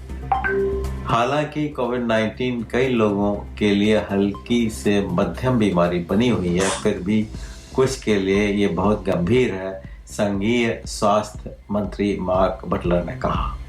बटलर ने कहा कि देश भर में लगभग 20 अस्पताल के बिस्तरों में से एक कोविड-19 रोगी द्वारा उपयोग किया जा रहा है और ऑस्ट्रेलिया में 300 से अधिक लोग कोविड-19 से मर रहे हैं। सरकार द्वारा रोगियों और जीपी दोनों को कोविड-19 से बचाव के लिए लेगेवरियो और पैक्सलविड जैसी दवाओं सहित मौखिक एंटीवायरल उपचार के उपयोग की भी सिफारिश की जा रही है। शोध से पता चलता है कि पुरुषों की तुलना में महिलाओं को लॉन्ग कोविड के लक्षणों का अनुभव होने की अधिक संभावना है। महिलाओं में लंबे समय तक कोविड से पीड़ित होने की संभावना 22% अधिक होती है और लंबे समय तक कोविड से पीड़ित पुरुषों को भी लक्षणों के एक अलग सेट का अनुभव होने की संभावना होती है। जॉनसन एंड जॉनसन के एक अध्ययन में पाया गया है कि लंबी कोविड से पीड़ित महिलाओं को कान, नाक और गले की समस्या होती है, मनोदशा, तंत्रिका संबंधी, त्वचा, जठरांत्र और आमवाती संबंधी विकार और थकान। अध्ययन में पाया गया है कि महिलाओं में पुरुषों के प्रति तेज और अधिक मजबूत प्रतिरक्षा प्रतिक्रिया होती है, जो उन्हें प्रारंभिक संक्रमण और उच्च गंभीरता से बचाती है। लेकिन यही अंतर महिलाओं को लंबे समय तक ऑटो इम्यून से संबंधित बीमारियों की चपेट में आने का कारण भी बनता है। सप्ताह के भीतर 5 वर्ष और उससे कम आयु के बच्चे कोविड-19 टीकाकरण प्राप्त करने में सक्षम होंगे। 5 वर्ष और उससे कम आयु के बच्चे हफ्तों के भीतर कोविड-19 टीकाकरण प्राप्त करने के योग्य हो सकते हैं। स्वास्थ्य मंत्री मार्क बटलर ने कहा कि मॉडर्न एप्लीकेशन वर्तमान में टीजीए द्वारा विचाराधीन है। ये अमेरिकी खाद्य एवं औद्योगिकी प्रशासन FDA द्वारा 6 महीने से अधिक उम्र के बच्चों के लिए मॉडर्न वैक्सीन की मंजूरी का अनुकरण करता है। FDA ने कहा कि इस आयु वर्ग के बच्चों के लिए मॉडर्न वैक्सीन की खुराक कम से कम 1 महीने के अंतराल में 2 खुराक होनी चाहिए। उच्च जोखिम वाले बच्चों को तीसरी खुराक तक पहुंच प्राप्त होगी। अगर टीजीए इस अनुरोध को मंजूरी देता है तो मंत्री बटलर का मानना है कि आने वाले हफ्तों में टीका समुदाय में शुरू किया जाएगा। मैं प्रदीप कुमार सिन्हा हूँ। अधिक खबरों के लिए कृपया अगली बार हमसे जुड़ें। सुरक्षित रहें। ये खबर आपके लिए राष्ट्रीय, जातीय और बहुसांस्कृतिक प्रसारक परिषद द्वारा लाई गई है।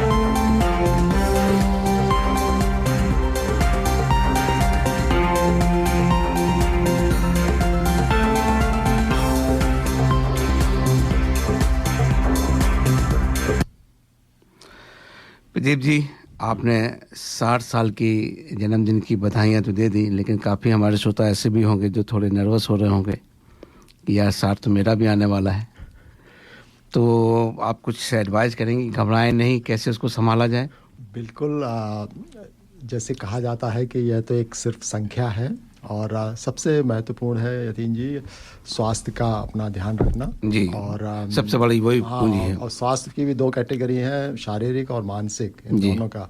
क्योंकि पिछले दिनों हम लोग पहली बार भी ये बात हमने विषय उठाया है कार्यक्रम में कि कोविड के चलते जो है मानसिक समस्याओं में जो है बढ़ोतरी हुई है पिछले दिनों। तो अपने आप को खुश रखना, जैसे संजीव जी को हम विश कर रहे थे तो बोल रहे थे कि देखिए कितना मतलब खुश रहते हैं और औरों को खुश रखते हैं। तो यही मानसिक रूप से सबल रहेंगे तो शारीरिक रूप से सबल रहना आसान हो जाता है। तो ये तो ही चलिए एक व्यक्तिगत बात। सबसे पहली चीज़ तो जो ऑस्ट्रेलिया में रहते हैं 60 साल के जो होने वाले हैं उनके लिए एक अच्छी खबर बताता हूँ कि 60 साल के होते ही आप जो है एक सस्ता ट्रैवल पास होता है सिडनी में, मतलब न्यू साउथ वेल्स में, उसके लिए आप क्वालिफाई कर जाते हैं।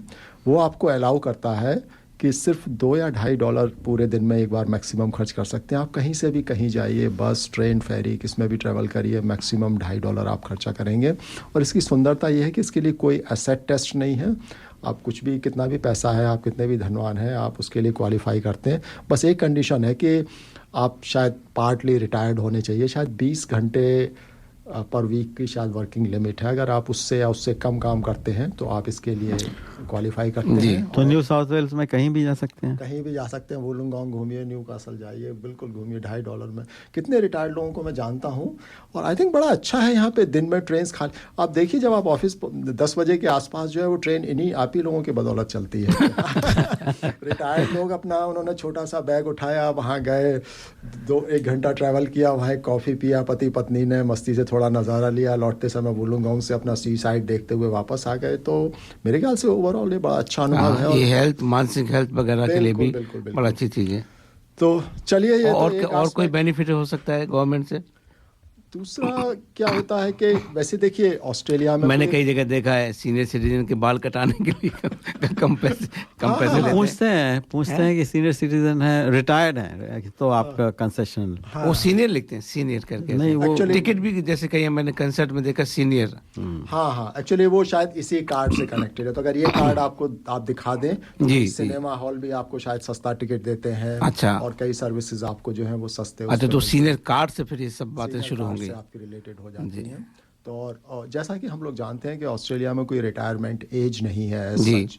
जैसे भारत में 60 साल रिटायरमेंट एज है, तो किसी भी सरकारी नौकरी में आप हैं तो 60 साल के बाद आपको, भले ही आप काम करना चाहते हो या बहुत अच्छा काम कर रहे हो, लेकिन आपको रिटायर किया जाएगा।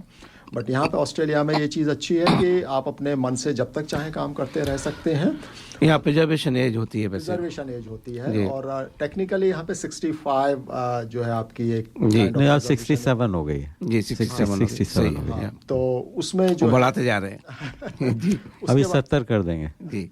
उसके बाद आप रिटायरमेंट बेनिफिट्स के लिए इंटाइटल्ड हो जाते हैं, जिसका मतलब है कि आप सुपर एनुएशन से अपना विड्रॉ करना शुरू कर सकते हैं, पेंशन ले सकते हैं।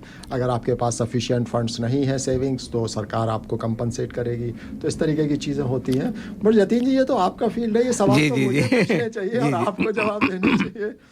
तो आप बताइए, आप मतलब जस्ट एक का मैं जानना चाहता हूँ कि तो एक तो जैसे बोला आपने कि जो आप पेंशन की एज होती है वो 67 हो गई, लेकिन एक ट्रांजिशन टू रिटायरमेंट होता है यहाँ पे कंसेप्ट। पहले वहाँ पे काफ़ी टैक्स का बेनिफिट होता था कि आप रिटायर हो जाते हो सो-कॉल्ड, एंड आपका जो सुपर में जो इनकम आती है वो 0 टैक्स पे चली जाती है।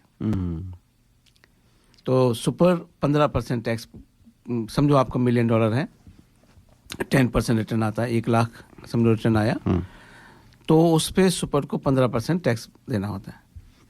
लेकिन अगर वही सुपर पेंशन मोड में चला जाता है तो 0% होता है। तो काफ़ी कुछ लोग इस तरीके से प्लान करते हैं कि सारी इनकम है बाद में आए, इस तरीके से भी। अच्छा, ये बताइए जी कि रिटायरमेंट पर कितना फंड्स होना चाहिए आपके पास, और retirement versus keep on working के बारे में आपका क्या विचार है? श्रोताओं, मैं एक चीज़ कहना चाहूँगा कि ये जनरल एडवाइस है, हर एक के लिए अलग अलग होता है। बिल्कुल बिल्कुल। तो आपका जो प्रश्न है वो बहुत सब्जेक्टिव है। एक तो ये है कि आपकी लाइफ स्टाइल क्या है।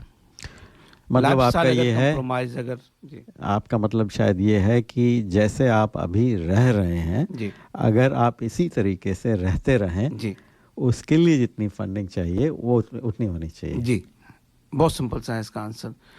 कई लोग पेपर में डालते हैं कि इतना होना चाहिए, वो एक गलत फहमी पैदा करता है। दूसरा ये है कि आपका फिर स्वास्थ्य कैसे चल रहा है, आपकी फैमिली की रिक्वायरमेंट कैसी हैं, फैमिली की कमिटमेंट क्या है, इन सब चीज़ों को आपको ध्यान में रखना ही पड़ेगा। स्वास्थ्य तो सबसे बड़ी पूंजी है एक्चुअली, क्योंकि पैसा तो गवर्नमेंट भी आपको दे देगी, लेकिन स्वास्थ्य ठीक नहीं है तो आप बड़ी मुश्किल में पड़ जाएंगे। हाँ, और ख़ास तौर पे जब आपको जैसे डेंचर है, काफ़ी चीज़ें कवर होती हैं तो उसमें बड़ा खर्चा होता है लोगों का। बिल्कुल। फिर आपको अपने हिसाब से अपने डॉक्टर से इलाज कराना है, फिर वही लाइफ स्टाइल की बात आ जाती है। तो आपको फिर कोई ऑप्शन नहीं कि आपको अपने फंड से पैसा डालना पड़ेगा। फिर आपको अगर क्रूज़ पे जाना है, 1 महीने के क्रूज़ पे जाना है, वो आपकी लाइफ स्टाइल है, तो आपको अलग पैसे चाहिए। लेकिन अगर आप संतुष्ट हो, घर में रहते हो, अपना घर है, 4 बातें ठीक चल रही हैं, तो बेशक उसमें आप कह सकते हो बहुत मिनिमम खर्चा हो जाता है। नहीं तो आप क्या समझते हैं कि घर में रहने से तो टीवी के सामने तो नहीं बैठ सकते, कुछ ना कुछ एक्टिविटीज़ होनी चाहिए। अपने सीनियर्स की मीटिंग्स वगैरह होती हैं, उसे अटेंड कर सकते हैं जी।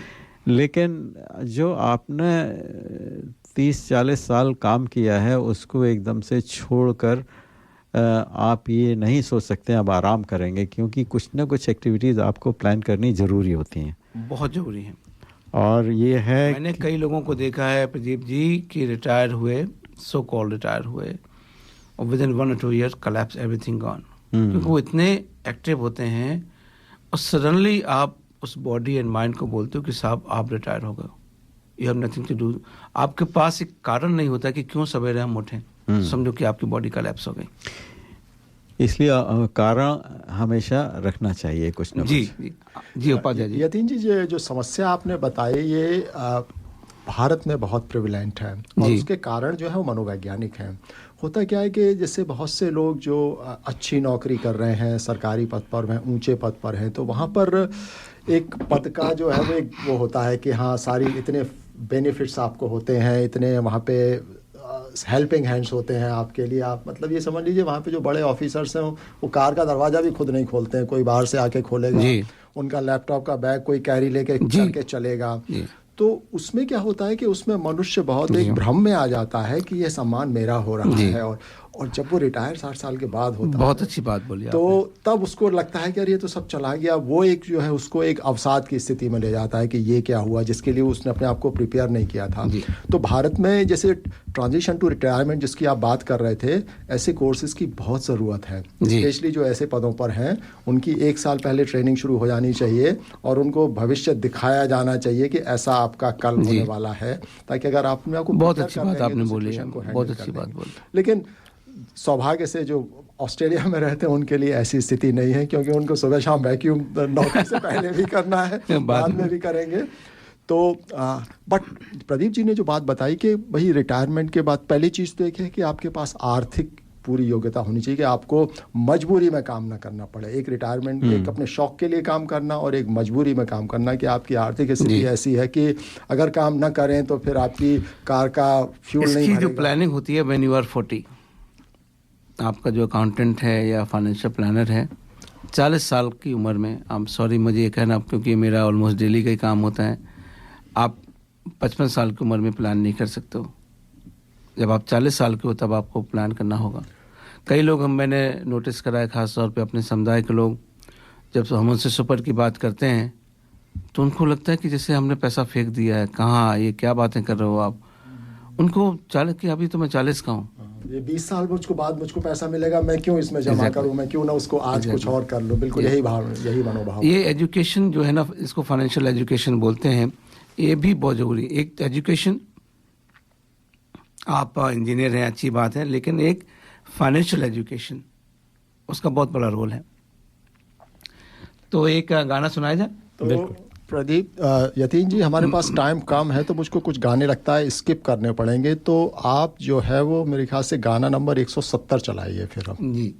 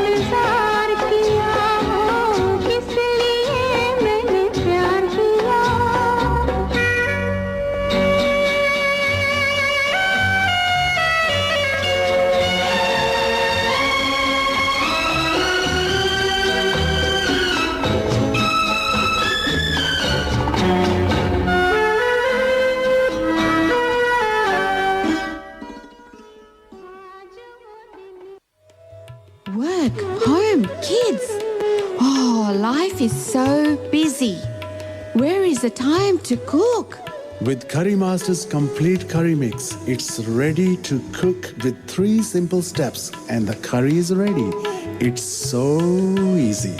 They have huge variety to choose from. Their vegan butter chicken and Thai tofu curry is a big hit. Available at all Indian grocery stores. Thank God it's available at all Indian grocery stores. ये था हमारे sponsor करी master का संदेश। तो प्रदीप जी, एक आपसे प्रश्न करना ही चाहूंगा मैंने एक शब्द बोला था आपके लिए, दादागिरी वाला। दादागिरी का मतलब दादा बन गए हैं और वो रिटायरमेंट का मैं यहाँ से लिंक करना चाहता हूँ। बिल्कुल। आपने कैसे अपना प्लान करा है? आप किस स्टेज में हैं इस जर्नी में? ऐसा है, मैं 68 साल का हो गया हूँ। अब देखो, आप संजीव जी से 8 साल सीनियर, आज जो है ना 8 साल सीनियर हूँ। आज आपने ये भी चीज, मैं तो सोचा था कि मैं कहीं मतलब 55 के आसपास में गैस कर रहा था। अब वही वाली बात है, अगर संजीव जी 60 के 40 के दिखाई देते हैं तो 68 55 के तो हो ही सकते हैं। वाकई में मैं तो इतने वर्षों से प्रदीप जी के साथ कार्यक्रम कर रहा हूँ, मैं ईमानदारी से बताऊँ मैं नहीं समझता। मैं भी नहीं। और 2 वर्ष बाद हमको जो है 70 वाला कोई गाना ढूंढना पड़ेगा, लगता है। मैं अभी से तलाश अपनी जारी करता हूँ। नहीं, और साथ में ये है कि देखिए, जहाँ तक फाइनेंस का सवाल है, मैं पर्सनली मेरी सिचुएशन ये है कि मेरी प्लानिंग इस हिसाब से थी कि जैसे मैं अभी रह रहा हूँ, मेरी लाइफस्टाइल है, अगर मैं इसी तरह से अगले 15-20 साल, डिपेंडिंग अपन कब तक ज़िंदा रहते हैं, रह सकूँ तो मेरे लिए काफ़ी है जी। और उसका प्रोविज़न मेरे पास पूरा है। मुझे, जैसे कुछ लोग ये करते हैं कि अपना जितना है खर्चा कर दो, फिर गवर्नमेंट पैसे देगी, तो मैं इस बात में बिलीव नहीं करता हूँ जी। कि भाई अपनी लाइफस्टाइल जैसी है उससे वैसे ही रहना दो, घूमो फिरो, मौज करो, ठीक है, लेकिन अननेसेसरीली पैसा बर्बाद करना या जिस इंटेंशन से कि भाई ये खर्चा कर दो तो गवर्नमेंट देगी, तो ये बेकार की। प्रदीप जी, आपने बहुत ही एक संवेदनशील मुद्दा उठाया है, क्योंकि कभी भी हम भी आजकल कभी जैसे पार्टीज़ वगैरह में गैदरिंग में बात होती है तो जो 50 प्लस के जो 60 हैं यही लोग बात करते हैं, जो मुख्य मुद्दा यही होता है कि भाई कितना पैसा हमको चाहिए। और दूसरा ही जो आप बता रहे हैं कि भाई हाँ सरकारी, क्योंकि नियम कुछ इस तरीके के हैं कि अगर अपना सुपर का पैसा अगर आप सारा खर्च कर दें, चाहे वो जुए में ही यतीन जी आप उड़ा दें, उसके बाद आपको पेंशन मिलना शुरू हो जाएगी। तो मैं एक प्रिकॉशन देना चाहता हूँ इस चीज़ पे मैं, और आप देखेंगे अभी अक्टूबर में बजट आने वाला है अपना ऑस्ट्रेलिया का, आप पाएंगे कितनी टाइटनिंग होना शुरू हो गई। आप फ्यूचर को जो आप नहीं जानते हो अपने जीवन के साथ में ऐसे लिंक नहीं कर सकते हो। बिल्कुल। और दूसरी जो सबसे महत्वपूर्ण चीज़ है कि जो सरकारी पेंशन आपको मिल रही है वो भी तो आप ही का पैसा है। अपना पर्सपेक्टिव थोड़ा चेंज करिए। वो पैसा किसी ने प्रिंट नहीं किया है, वो आप ही ने जो टैक्स की फॉर्म में पैसा दिया था। तो जितनी सहूलियत से आप अपना पैसा खर्च करते हैं उतनी ही मितव्ययता से आप उसको भी खर्च करिए। तो जो प्रदीप जी आपकी जो सोच है कि हाँ हमारे अगर हम सेल्फ सफिशिएंट हो जाएं और हमारे पास अपने मीन्स ही इतने, और आपको शायद एक मालूम होगा कि यहाँ पे जो मेल एंड फीमेल की एज बोली जाती है तो लगभग हम 90 साल पे पहुँच गए हैं। 90 साल जिंदा होना होगा। बिल्कुल। तो जब आप प्लान करते हो तो जैसे आप समझो 60 साल की उम्र में आपने कहा कि हम ट्रांजिशन टू रिटायरमेंट चले जाएंगे और फिर हम पैसा निकाल के वो खर्चा कर लेंगे। अब आपको समझो 90 साल 30 साल और आपको अपने जीवन को सपोर्ट करना है। संभव लाइफ स्टाइल की जो बात आई, अब आपको कहीं रिटायरमेंट उसमें जाना है, होम में जाना है, सब बड़ा मुश्किल होगा। आप कौन से में जाना चाहते हो, क्या आपका लाइफस्टाइल के हिसाब से वो सूट करता है, कहाँ पे है, कितना पैसा देना पड़ेगा, इस सब चीज़ों को कैसे करोगे आप? और एक बात और मैं बताना चाहूँगा कि मैं जॉब कर रहा हूँ और फ़िलहाल मेरा कोई इंटेंशन इस तरह का नहीं है कि मुझे रिटायरमेंट लेना है, क्योंकि जॉब अब इतने साल करते करते ऐसा हो गया है कि कोई स्ट्रेस नहीं है, ठीक चल रहा है। और मेरे मित्रगण जिनसे भी मेरी बात होती है, भाई से बात होती है और किसी से बात होती है, तो सब लोग ये कहते हैं, कोई ये नहीं कहता कि जॉब छोड़ दो, सभी कहते हैं अगर आराम से चल रहा है तो चलने दो, क्या दिक्कत है। वही है ना कि जस्ट कंटिन्यू, नंबर तो नंबर है, ये तो नंबर है। यस। अब 68 हो गए 70 हो, इससे क्या फर्क पड़ता है। बिल्कुल। How you physically internally feel about it. अभी थोड़ी देर पहले हम लोग जो बिडेन को क्रिटिसाइज कर रहे थे कि 80 साल के होके वो प्रेसिडेंट बने हैं, तो फिर अगर नहीं, सवाल एक्चुअली शायद वो नहीं था, उनकी फिजिकल फिटनेस के ऊपर बात है। सवाल वो नहीं, एक्चुअली वो गलत तरीके से बात चली गई। आप अगर फिजिकली फिट हैं तो मैं नहीं समझता हूँ उसमें कोई ऐसी बात है। नहीं, ऑस्ट्रेलिया में तो एज डिस्क्रिमिनेशन एक काफ़ी बड़ा मुद्दा है कि किसी को भी आप एज के बेसिस पर डिस्क्रिमिनेट नहीं कर सकते कि आप 40 के हैं तो आप ये काम कर लेंगे, 50 में आपको हायर नहीं करूंगा क्योंकि आप ऐसा अगर कोई व्यक्ति कोई काम कर सकता है तो आपको उसको। अब हमारे रूपर्ट मर्डॉक ने 91 ईयर में डिवोर्स लिया है चौथी वाली से। हाँ। अब वो 5वीं की तलाश में है। मैंने सुना है कि he is in the market now. तो एज डिस्क्रिमिनेशन बिल्कुल नहीं। अच्छा यतीन्द्र जी, ऐसा है, इसी के साथ मैं आप जा रहे हैं, आज आप विदा लेना चाहूँगा हमारे, इसके लिए आप हमारे स्टूडियो में आए, बहुत बहुत धन्यवाद। और जो आपने जानकारी दी, मैं समझता हूँ कि जो इस ग्रुप के लोग हैं उनको काफ़ी फ़ायदा होगा, और जो अमेरिका में लोग जाना चाहते हैं उनको भी मालूम। हाँ, नहीं बिल्कुल, आपका बहुत बहुत धन्यवाद। शायद मैं एक चीज़ कहना चाह रहा था कि अमेरिका जिनके पेरेंट्स यहाँ पे हैं, बच्चे और किसी देश में हैं, दे शुड थिंक कि क्या उनके लिए रहेगा क्या नहीं रहेगा, क्योंकि ये बड़ा कॉमन है यतीन्द्र जी कि आप एक देश में हैं, आपके बच्चे दूसरे देश में चले गए। मेरे जितने भी क्लासमेट्स थे करीब करीब सबके बच्चे अमेरिका में हैं या कहीं और हैं, और वो आते जाते रहते हैं। और ये है कि आजकल का जो कम्युनिकेशन है इतना, उसकी वजह से कोई दिक्कत नहीं है, ना तो दूरी महसूस होती है। सच्ची बात तो ये है कि आपको अपना एक परिवार यहाँ बनाना होता है जो एक दूसरे के लुक आफ्टर करेगा। बिल्कुल, बिल्कुल। आपके सच्चे जो परिवार वाले हैं जिसमें आपके बच्चे भी आते हैं, they will not be with you. ये हमें स्वीकार जितनी जल्दी कर लें उतना अच्छा है। बिल्कुल बिल्कुल।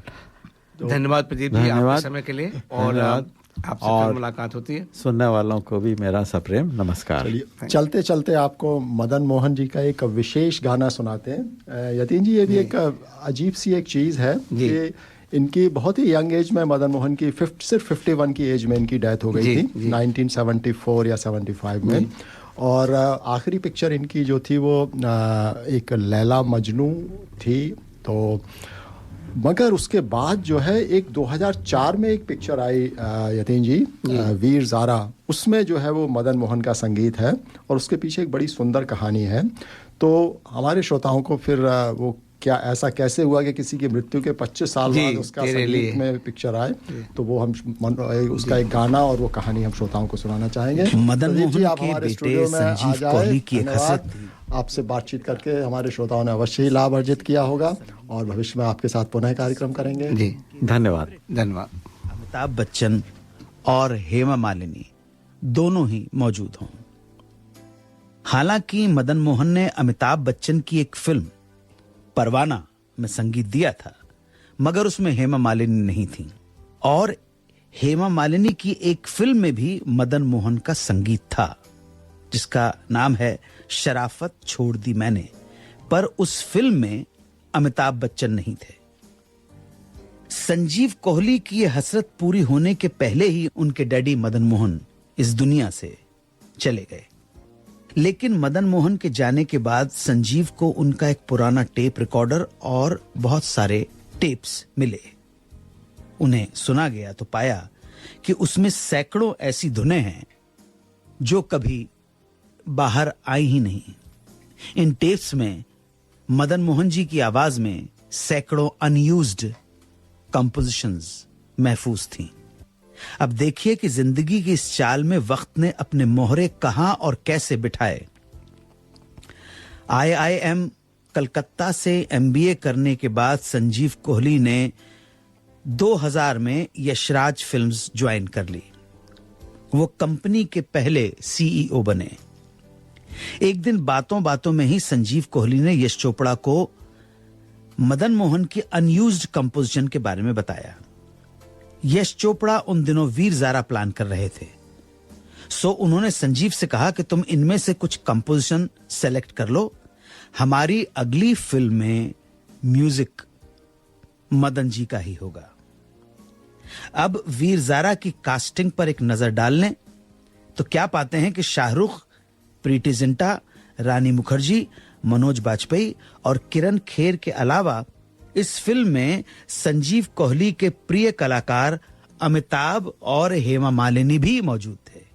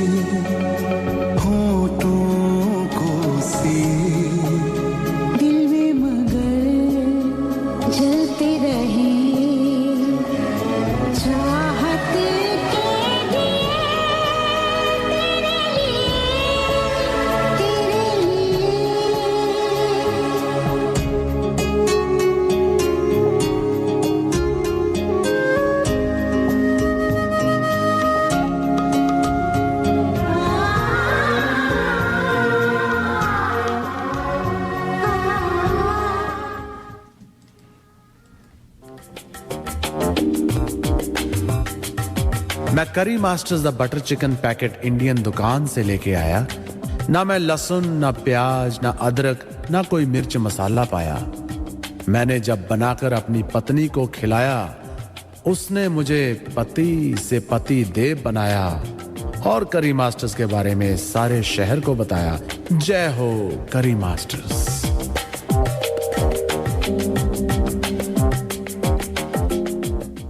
ये करी मास्टर का संदेश। प्रदीप जी, अब हमारे कुछ इंडिया के भी हालचाल, इंडिया या सब कॉन्टिनेंट के हालचाल भी हो जाएं कुछ। जी हाँ, बिल्कुल। इंडिया में तो काफ़ी आजकल जो है वो महाराष्ट्र में जो पॉलिटिकल क्राइसिस है वो एक्चुअली उससे पहले मैं एक ये जून का महीना है, इसमें एक्चुअली 25 जून 1975 को इमरजेंसी लगी थी, तो उसकी 47वीं बरसी जो थी कल हो गई। हाँ। तो वो भी एक मुझे तो मैं तो उस समय एक स्टूडेंट हुआ करता था, टीनेज, तो देखा करते हैं। तो उस समय लोग, मैं आई डोंट नो टोटलिटी में उसको अगर एवेल्युएट किया जाए, मैं आपका अनुभव जानना चाहूँगा। उस समय लोग बड़ी मिक्स्ड ओपिनियन दिया करते थे। कुछ लोग इमरजेंसी को ख़राब, जैसे आज भी मैं आर्टिकल्स पढ़ता हूँ तो कि एक मतलब ह्यूमन राइट्स का वायलेशन हुआ था और मतलब बेसिक राइट्स जो थे लोगों के ले लिए गए थे, वो उसकी डाउन साइड है। लेकिन कुछ उसकी अच्छी चीज़ें भी बताते हैं कि लोगों के अंदर डिसिप्लिन आ गया था। कहते हैं पहली बार भारत के इतिहास में ट्रेन्स जो थी बिल्कुल टाइम पे चला करती थी। तो ये दो पिक्चर मिलती हैं। आपका यतीन जी क्या व्यू है इस बारे में? तो आपने बिल्कुल सही बोला है कि अलग अलग पहलू, जिन लोगों को किसी भी चीज़ में वो होता है, जिसको फ़ायदा हुआ तो भाई ट्रेन समय पे आई है, तो जो पैसेंजर हैं उनको फ़ायदा हुआ है, अच्छी बात है, उनको तो अच्छा है, सुखद। लेकिन जिन लोगों के परिवारजनों को जेल में ठूस दिया गया, फिर बात ये आती है कि हम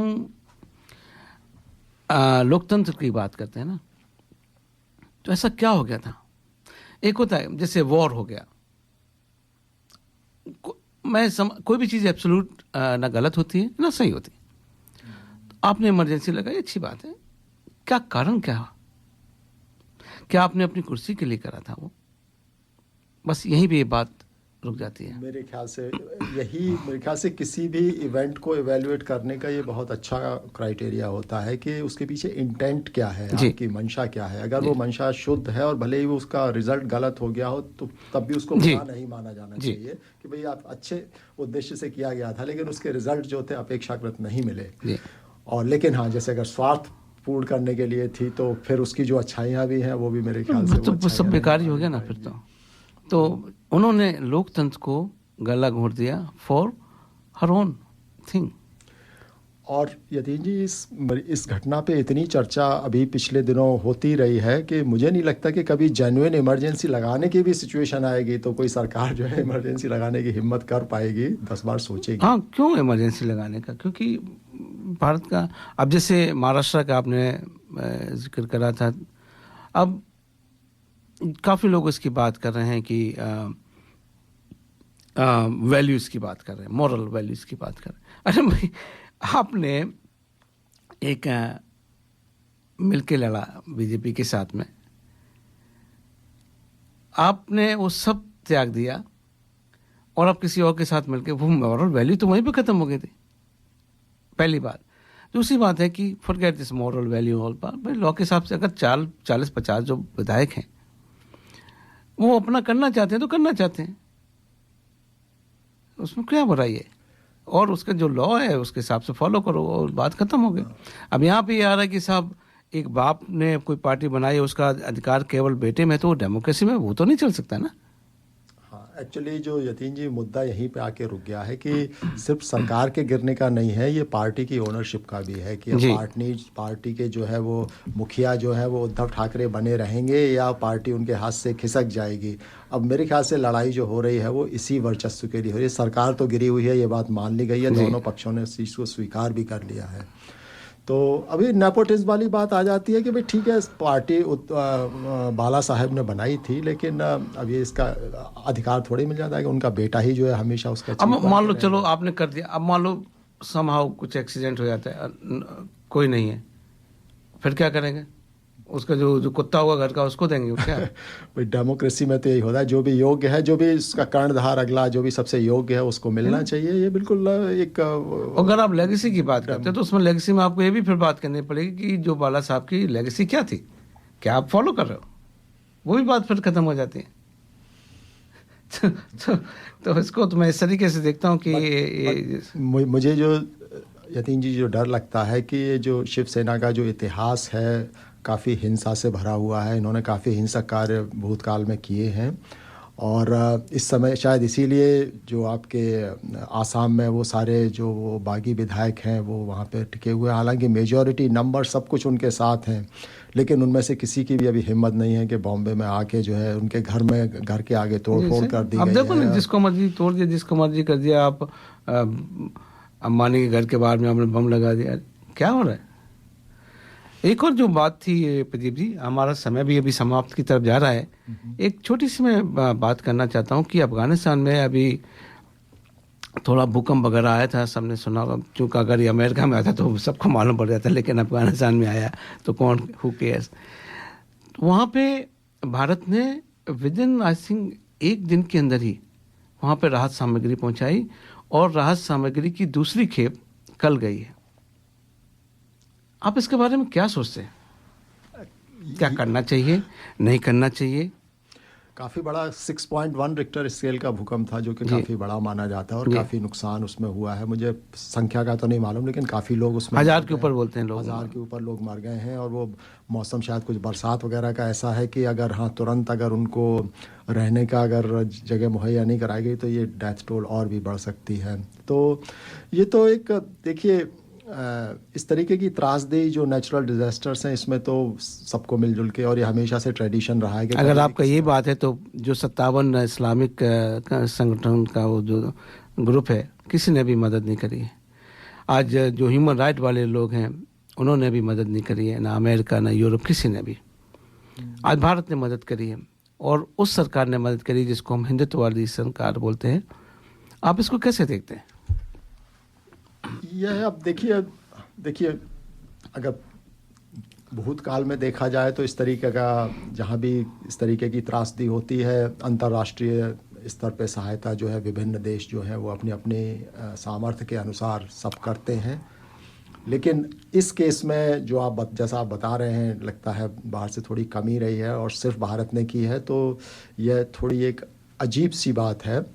लेकिन इसका मैं एकमात्र कारण जो मेरी समझ में आता है वो ये है कि कोविड के बाद से सारे देश यतीन जी स्ट्रगल कर रहे हैं। हर जगह इन्फ्लेशन का बुरा हाल है, हर कंट्री अपनी आंतरिक समस्याओं से जूझ रहा है, अपने लोगों को खिलाने के लिए पैसे नहीं है। तो एक उसका कारण यह भी समझा जा सकता है कि जब हमारे पास हम खुद इतनी समस्या से ग्रसित हैं तो दूसरे को हम कैसे हालांकि ये चीज़ भारत पर भी अप्लाई होती है, लेकिन उसके बावजूद उन्होंने ऐसा किया है क्योंकि हमारी एक जो सनातनी परंपरा जिसमें कहा गया है कि मेहमान को पहले अतिथि को पहले खाना खिलाया जाना चाहिए और उसके बाद आप खाइए, तो उस परंपरा का पालन करते हुए भारत ने भारत ने बहुत बड़ा एग्जाम्पल, मैं तो बहुत गर्वान्वित हूँ इस बात से कि भारत सरकार ने करा है। ये ह्यूमन राइट की बातें हैं, आप किसी सरकार से खुश हैं नहीं वो अलग की बात है, लेकिन करा बहुत उसकी बात है। श्रोताओं, आज का समय समाप्त होने को जा रहा है, आपसे फिर मुलाकात होगी। जी हाँ, बने रहिए प्रोग्राम पे, अभी मराठी भाषा का अच्छा प्रोग्राम आने वाला है। आशा करते हैं हमारी मनोरंजक और ज्ञानवर्धक प्रस्तुति आपको पसंद आई होगी। हमारे मेहमान तो हमारे चले जा ही चुके हैं। जी जी चलते चलते आपके लिए हमें ये भी लिखिएगा अपने व्हाट्सएप ग्रुप में कि आपको कैसे लगे हमारे मेहमान। चलते चलते हम आखिरी गाना आर.डी. बर्मन का सुनाना चाहेंगे, जो कि फिल्म 1942 ए लव स्टोरी के लिए मिला था। उसमें उनको फिल्म फेयर अवार्ड भी मिला था।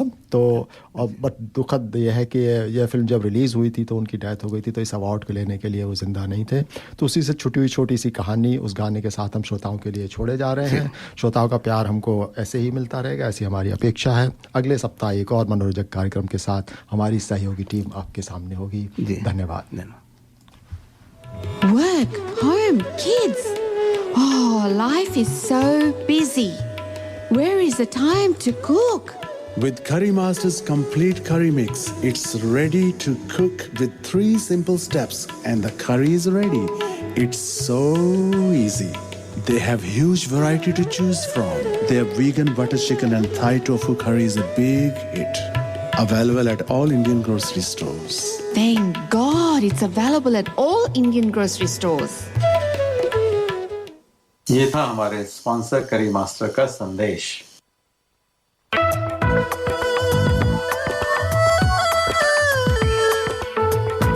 Contact the Hindi Show for sponsorship and phone 0413 385 976.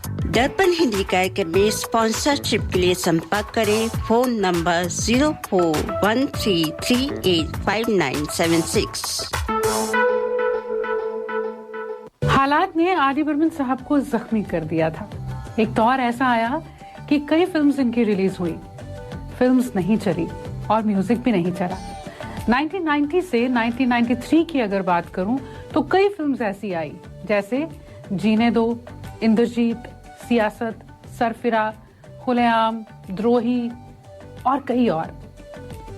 अब वो म्यूजिक रूम जहां कभी महफिलें लगा करती थी, जहां बाहर प्रोड्यूसर्स मिलने का इंतजार किया करते थे, वहां पंचमदा अकेले बैठा करते।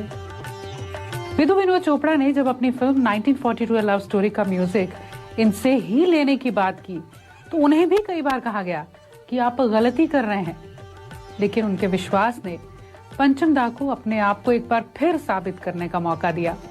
जावेद साहब से गीत लिखने के लिए कहा गया था और जावेद साहब ये भूल गए कि उन्हें एक इस दिन मिलना है और उन्होंने गीत लिखना है। और जब मीटिंग के लिए वो गए तो रास्ते में ही एक लाइन सोच ली। जब वहां पहुंचे तो जावेद साहब ने कहा कि हाँ, मेरे पास एक आइडिया तो है, अगर आपको अच्छा लगेगा तो मैं फिर इसे आगे लेकर जाऊंगा। सभी बोले हाँ बताइए। बोले एक लड़की को देखा तो ऐसा लगा। बोले हाँ आगे। बोले हाँ पहले बताइए, अगर आइडिया अच्छा है तो फिर मैं आगे सुनाता हूँ। बोले हाँ अच्छा है, अब आप आगे बताइए क्या। अब जावेद साहब ने कुछ लिखा हुआ तो था नहीं, लेकिन खैर वो जावेद अख्तर हैं। उन्होंने कहा एक लड़की को देखा तो ऐसा लगा जैसे खिलता गुलाब, जैसे शायर का ख्वाब, जैसे उजली किरण, जैसे बन में हिरन। और जैसे ही उन्होंने ये कहकर अपनी बात खत्म की, आर डी बर्मन साहब ने उसे गुनगुनाना शुरू कर दिया, उसे गाना शुरू कर दिया। अच्छा, आर डी की कॉपी थी जिसमें अपना गाना अपने हाथ से लिखता था, आप डिक्टेट कीजिए, और वो गाना कोई भी भाषा में हो वो बंगाली स्क्रिप्ट में ही लिखता था, तो स्क्रिप्ट बंगाली होती थी। तो ये गाना उसने पहला मुखड़ा बंगाली स्क्रिप्ट में लिखा, खत्म की आखिरी लाइन हारमोनियम खुला वो गाने लगा। या तो लिखते वक्त उसने ट्यून बनाई थी, मुझे पता नहीं, लेकिन उसके लिखने में और गाने में जो ट्यून आज आप सुनते हैं उसमें 1 सेकंड का गैप नहीं।